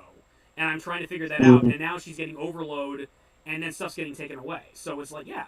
That's the reason why I screamed. The reason why I screamed and almost killed my fucking character is because I figured in character that's what would happen. I did a roll to see if I would, like, have composure and not freak out, and I failed it. So it's you did a composure roll. Yeah, I did. Yeah, that's why I screamed, because I had no successes on it. I had no successes on it. Oh, right, you did do a composure roll. Yeah. Yeah, and I saw what he was pulling out of me, and she freaked. Was it a wits composure roll? Yeah, I mean, dude, look, you can call her a bitch or Or call her like intelligence. a whiny little punk all you want. I'm not having a problem with your character, I'm not Eddie. talking about you. I'm I talking about mean, Senius. oh, okay. You can claim she's being a little bitch or whatever or whatnot. The fact of the matter But you know, is, his character's acting like he's supposed to act too. You're preventing him from having knowledge of yeah, the no, I'm occult. fine, but I get that too. But it's like I want you to understand where she's coming from. She's very understandably freaking out by all of this. And again, I guess your character probably would get along with this guy just why because you're a bizarre alien too. So you know. No, his character, I think the motivations for his characters that I've seen thus far is that he wants there to be more to reality as it is because he's already studying the occult. He's So an his anime character's fan. like, maybe there's something more out there. Hopefully, there's something more out there. Yeah. And also, I like boxing because boxing. Yes. And you know that Don't kill makes the his boxer. character at ends with me. It's like, why is he a master boxer but also interested in the occult? But nonetheless, I'm just like, yeah, whatever. I can kind of see that in a very Bishonen-y sort of way. It's like you kind of It's like not a Bishonen sort of. It's a Marty Sue sort of way where you're like, my character is a world class boxer, but also he wants to understand the alchemies. yeah, Alexanius, fuck your character. You're Marty Stu. You're this game's version of Ray. You're instantly good at denting and alchemy and the force. He hasn't like tried to dent last yet. week, so you can already use a lightsaber and force trick. Well, he's into boxing because he grew up with it. He's into the occult because it's interested him. Oh, here we go, justifying the Marty Stu. That's good. Look, listen, Xenius. Listen, if you're interested in what you're interested in, like he watched Full Metal Alchemist or Blue Alchemist or whatever the fuck the other fucking shows were, and his character was fucking, weebing out over the Shonen, or the Shonen, I should say, just the Shonen. He's just weebing out, and he's like, man, it'd be so cool, blah, blah. And he was like looking up stuff. He watched Blair Witch, and he's like, oh, dude. And he watched Amityville, and he's just like, ah, dude. And he starts like reading all those fucking books, like Morals and Dog. He's also be furiously masturbating while he's watching all these things too. That's a very important thing. I mean, if he has to. He does. But no, I mean the same thing with Cloud, man. I mean Cloud's like that's the stimulus you gave me. It's like I mean a dude. Eddie does RP. A dude who's beaten Sephiroth multiple times, killed gods, killed a big dragon god, is not going to be intimidated by the owner of an inn who thinks he should pay attention. See, this is why I'm like, you shouldn't have let him play Cloud. At least Cloud from after fucking Advent Children. You should have made him play Cloud from the start of 7. Yeah, that's the thing, dude. You let me. I said, "Can I play Cloud?" And you said, "I can play Cloud." So. I also kind of anticipated not carrying that character as long as we have, but we've carried him much longer than I anticipated. Mm-hmm. Basically. And it's like you have to realize the level of power. All right, so DM tip number 1: understand what kind of power levels you'll be working with inside of the game over what course of the game, so as you can plan an actual challenge for your characters, and also what mentality it creates when someone is powerful. Because like you'll have this problem with like people that play wizards like me, where you reach level 16 and it's like, oh, I'm a god. And people are like, no, I'll shut you down with this. And it's like, no, I outplan you. I'm a god. And then people are just like, well, you've ruined my game. You're anti-fun. Bye-bye. When really they're not really prepared for wizards. And it's like... Yeah, nobody really tracks all the shit spells can do. When it comes to Flutter budgets, I'm really just kind of... I guess I'm not really surprised, but I'm like... I'm kind of surprised that like you don't necessarily plan ahead all that much with Flutter budgets, because it's like you depend on Wish a lot, and it's really because like, which is a good thing and a bad thing, because yes, you can just like make stuff happen. The problem is it's a wish, and it's like, be careful with wishes. Be careful what you wish for, because the genie will fuck you. And so whenever you wish, it's like if you word it wrong, I fuck you. For example, one of my favorite things was the last time we played. I wish all is right with the world. I give you a sandwich. That was based on a joke I stole from HBI2K of Team 4-Star. When he did Escaflonia Bridge, apparently hit the motivation for Emperor Dornkirk to use the zone to give everybody their wish is that basically, okay, he explains to Hitomi that it's like, some people are going to want peace, but if other people really want war, there's going to be war. So everybody's wishes cancel each other out, except for one wish. There's one wish that absolutely no one would ever have a problem with, and that's having a great, perfect sandwich forged by Arthur Dent, the greatest sandwich maker in all the galaxy, and I have it, and I'm going to eat it. Hitomi, it's thanks to you. And I couldn't have done this without you. You can have the first bite. And so, I don't want your fucking sandwich. The sandwich disappears. So that was my inspiration for it. My inspiration was it's like he's gonna make all right with the world. That's the only one thing that can do that is a delicious sandwich made by Arthur Dent himself. So that's why I gave you a The sandwich. Vaderschlagen. Escaflowne, No, yeah. what was the name of the one from Team Hunger, Aqua Teen Hunger Force? The Hellboard, or whatever. Oh, the Brood Witch. The Brood Witch. The Brood Witch has an opposite, a heavenly sandwich. Oh, I found the glossary. Why is the glossary in the middle of the fucking book? It's on page 36. There's all the roles I need. Yeah. Well, maybe there's somewhere in here tying people up, so I can finally fucking find that. That's That's still it. racking your Your brain. role is trying to find out what it is to deal with mental That's attacks. still fucking haunting you. Well, okay, one thing. Dude, I am haunted by not being able to roll on stuff. Here's the thing. What I'm not used to, and that's why I keep having you remind me about it, is what to do when you hit points where you would lose dice. Because I'm not. That's like. It's the last 3 damage boxes. Once you reach full bodily damage and fill up those last 3 boxes, you take negatives accordingly. So Does that include the last one you take -3, the second to last one you take -2, the third to last one you take -1 Does because that your include, character is so bad or beaten. Well, hang on. Does that include like bashing? Like if I'm down to the last 3 in bashing, do I take negatives? Yes. And do those stack? If I'm like down to the last 3 in bashing, lethal, and ag, do those stack? Or the last, you know what? I think they probably should if they're like the last 3 are lethal. You are just piteous. Yeah. I mean, if you fill up the third one, you die. But you're at -7. No, -8 Yeah. when you're at like 1 away from dying. So you basically have just like chance rolls at that point if you're even conscious. Yeah, your character is like cut in half. It's like when is his name Chapel? No, the android from Aliens. When he's ripped in half and he manages to close the loading doors. Bishop. You were close. Bishop. Yeah. Yeah. Close combat. Where the fuck is tying people up? I'm gonna go crazy. Rolls and stat summary and trait summary. Cutting a deal. No. Degeneration. Roll number of dice associated with sin performed. Roll fairest morality drops by 1. Yeah, the sins. I think one of the problems with Flutter budgets is that it's just that you got all this power, but it's hard. This is the problem I noticed with high-level characters, at least in 3.5, is that you have a lot of abilities, but you can't necessarily remember them all. So, like, remaining content. For example, I was listening to one of the session where you killed the tree in the temple in the tomb. Oh, the -3 roll, the -3 wound penalty does not apply to the reflexive action to stay conscious. It doesn't. Okay, so I would have full stamina to stay conscious. Yes, resist coercion is a resolve in wits or resolved stamina. So it'd probably be a resolved wits roll you had to roll to realize to avoid being fucking the Jedi mind tricked. Aha! I should have had an extra dice. So, Hold on. Solving enigmas. Yeah, there you go.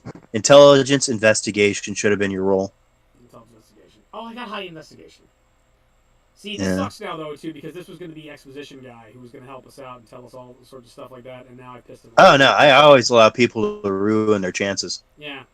Well, see, I should have made I should have also made a common sense roll for you. Yeah. But I was going with the flow. Yeah.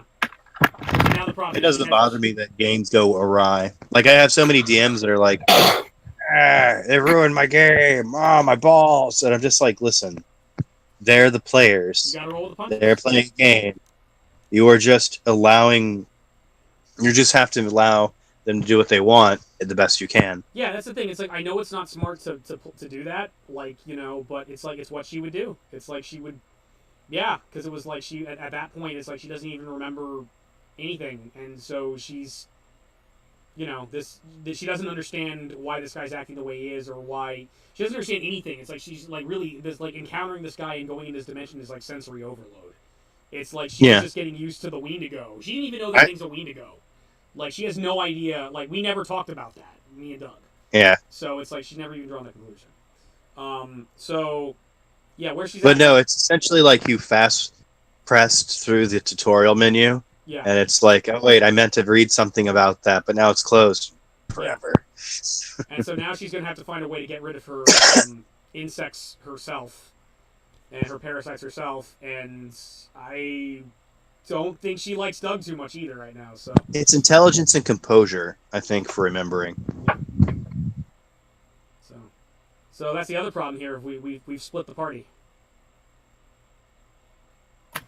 I mean, if we must, we must. We must split the I party. will roll you back together somehow. And don't you know, you never split the party. Clerics in the back, keep the spiders in the party. The wizard's in the middle where he can shed some light, and you never let that damn thief out of sight. We did it. We fucked up. However, I will say that no one is implacable. So if Doug can convince your character that there was a reason, or that maybe even though he's a dick, he was right, yeah, or in some way I wanted to know how he got rid of his bugs. But no, he decided just to go home and be a dick. Because I ruined most players, but nonetheless, my thirst for knowledge. Like, if there's an opportunity for you to convince her via all the wonderful stats used to convincing people, then yeah, you could try that. Or whatever. But I am reading through stats. I still can't find motherfucking rope tying. You will never find rope tying. You know what? What if you I will control never F? find rope tying. Rope. Nope, that's properly. I just want to find rope. Or rope your family. Come on. If we were playing D20, you'd have the use rope skill, but I guess you don't have that anymore. Suck my balls, Eddie. That's one thing D20 does better than Suck Darkness. them. Slowly. Tender. Long. I know you work that mouth. My lord, we found the one thing that the D20 actually does decently. Use rope. Aha! A lot of creatures have use rope with bindings. Like Alistar has like bonuses to using ropes with bindings. I don't even know what that means. He's got rope torture. He's into shibari. Yeah. Or he's into really kinky stuff. You never expect the That's angels. shibari. You should Google stuff. That really sucked, though. It's just like, I scream, I do something in character that's probably not a smart idea. Yeah, take 9 lethal. It's just like, that thing fucked me up. It was just, I was kind of happy that, I was happy I was unconscious. It's like, okay, good. She has no idea what he just did to her. She has no idea. She lost, like, all the skin on her hand, her tit, her nose, most of her body. It's like, okay, I'm happy with her not knowing that. So, hold up. Mamata. Yo. Yeah. After being exposed to it, being talked to about it, and being able to see it, would it be possible for Doug to just kind of, like, meditate on it and, like, start experimenting and figure something out? It is possible. Because that's how I started with my own energy manipulation. I mean, your character doesn't have energy manipulation, but okay. Well, I mean, he's looked into the occult a little bit. Already, don't you? So he would know about, like, that there is energy manipulation out there. I figure your might not know how to do it. Will be a lot closer to that episode of The Matrix with the runner from the Animatrix. You ever seen that? Might I remind you that I lived in the middle, under a rock, sheltered, and in the middle of nowhere? It's the Animatrix. It's the baby. Animatrix movie. It's anime. You should know this. Oh my god. It isn't just anime. There's a French animation company. They did fucking Aeon Flux and Rain. They're in it. There's some regular people. There is a few anime episodes. The one with the Aeon Flux artist, though, was the stupidest one, where they had, like, they'd capture the robots and try to program them to like humans by putting them in a VR simulation. No, and then the robots found them. I like that What? one, but what's messed up about it is it's like they try to reprogram it and befriend it, but then when like the robots started killing all their people, like she rejected him, and he accepted her, and it was kind of tragic and sad, and at the same time it was kind of like, yeah, well, you know, That's the French for you. Lady, what do you expect to happen? It's like, how did you expect this to turn out? You know. So. But, what time is it? It is 2:30. It's 2:30. I'm okay. No, I was heavy. Like, you guys are cutting into my Monster Hunter world. So, could I, like, next time, in terms of researching occult and stuff, could I use my occult with my investigation to help solve my problem? No. No. Those are two differently used skills. So Investigate is running off of like clues or maybe even following someone. It's essentially tracking. Occult is used as occult, a knowledge and understanding of the vast array of occult. Okay. So you could use computer intelligence when you're Googling stuff. Lol. Okay. So, like, I mean, like using my trying to figure things out. Like, yeah, there's no way I could combine occult and investigation. Like when I'm trying to investigate. Like, I couldn't investigate the occult in terms of this issue. Yeah. So I could combine I investigation and mean, occult. no, not like that. No, you're trying to use your most powerful skill in a Swiss Army knife sort of I way, don't know what and you're it's talking not going. about. Or maybe I do. Okay, so it'd have to be just the occult roll. But I could use my intelligence. But yeah, okay. See, I keep forgetting that. I keep forgetting you can use. You're supposed to compare it with your like. Yeah. Okay. So what intelligence roll would occult go with? Just Hold on. So the intel. All right.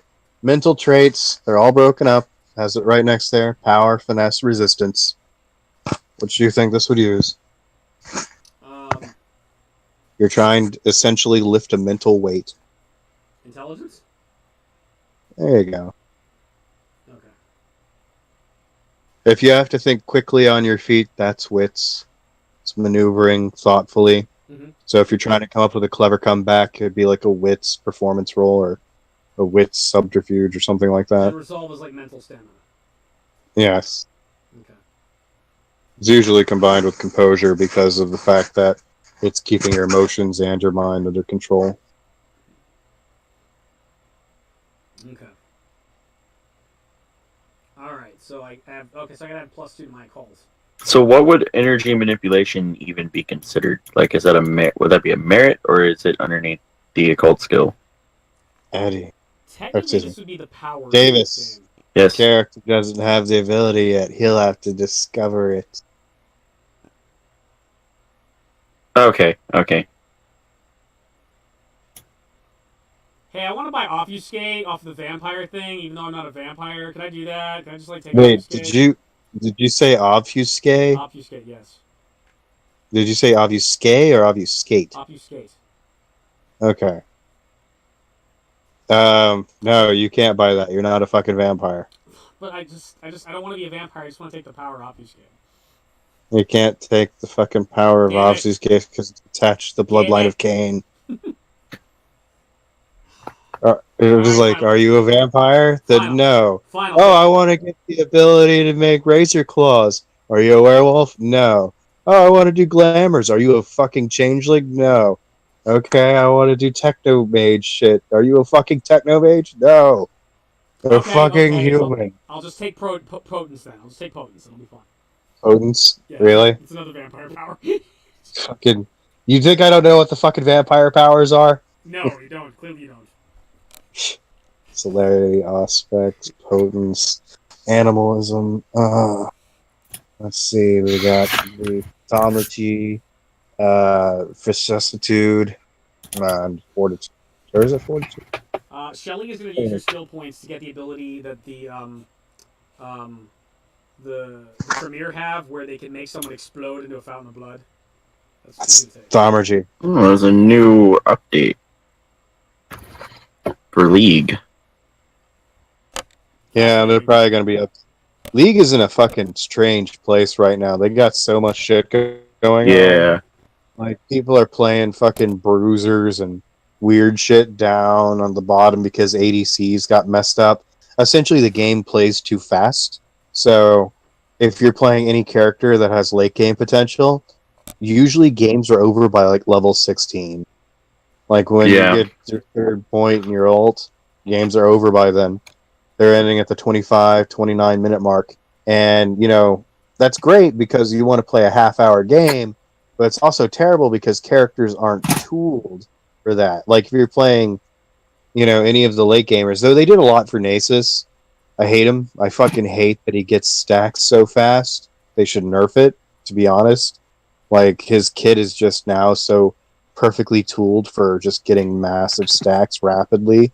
If you're a Yeah. slut, if you're a complete total slut to the stacks, you can get 300 stacks by like I think 15 minutes. And that is literally you're there to kill every minion. You let yourself get pushed. You only last hit kill minions. There's really no way that you can control your minions so that they die too close to each other for him to take advantage of that. And so all you can do is peck at him, but he's got lifesteal. So pecking at him does nothing. So you get an Executioner's Blade. You're put behind on your own kit so that every 5 seconds he doesn't get the healing back. So you keep slapping him with that. Well, by the time you buy X-Blade, the motherfucker has like 96 stacks. His Q hits like a truck. He gets level 5, and then he's level 6 a bit after that. And now you get 800 gold if you're really good at CSing by about, I'd say level 4. It's still, you're still at a point where you're almost at level 6 where he can just dive you over and over again. And the worst part is his stacks influence the cooldown of his Siphoning Strike, which gives him stacks while he's in his ultimate form. Like Renekton is shat upon nowadays. Like, he was supposed to be this early lane bully. And with skilled players, he can be. But Nasus is literally this brain-dead, I get my stacks character, so that he eventually comes up there and starts hitting you with, like, 800 damage Siphoning Strikes. And he always builds either fucking Gauntlet or Triforce. He's going to build one of the Sheen items, is what I should say. So that he can get the doubled up damage, so that it's easier for him to get Siphoning Strikes. And he snowballs so well, so early, that, like, I feel like Renekton should be able to beat Nasus all the way up until he hits level 18. Like, if at level 16 is when Nasus got his extra cooldown on his Q, that'd be great. Oh, wait, hold up. Patch notes. We're putting some strength back in the kits of a number of crit marksmen who have been facing stiff competition in bot lane. We're aiming to hold on to some of that lane diversity, but we want to make sure that enough marksmen, especially the attack you a lot in a row and crit a ton type, feel solid. Yeah. Since we've got some more games in the rearview mirror since Aurelia's work and Pyke's release, we're tweaking both of those champions to push their playstyles away from some of the free bursts they have. Yes, they're going to nerf him. They're going to nerf him. They're going to nerf Pyke. He's so shit, though. No, he's not. Seeing you're talking leagues. Pyke is good. Pyke is good against unskilled players. If you're playing inside of randoms, Pyke is good because he allows you the opportunity, if you're decent enough, when they hit quarter health, if you can land your R, you essentially give money to you and your ADC, so they can both snowball. However, against people that are coordinated, like any team-based play, like when you play in ranked, when you're supposed to actually play in a team, Pyke has an abysmal win rate. He is shit. The only time he does well is with randos who don't coordinate. So if you're in solo queue, all the way up until around like late silver, Pyke can do really well. Or if you have one smart player that knows how to shut him down, Pyke won't do well. And I don't Here's why he's bad. Legends, so I'm gonna stop the recording. So Pyke health growth has decreased. Armor and magic resist growth increased. E and R base damage decreased at later ranks. E and R damage ratio is increased. Good night. Oxenia, say good night. Oxenia is signing out. Almodo, say good night. Good night, Almodo. Okay. Flipping you off. Catch y'all next time. Bye.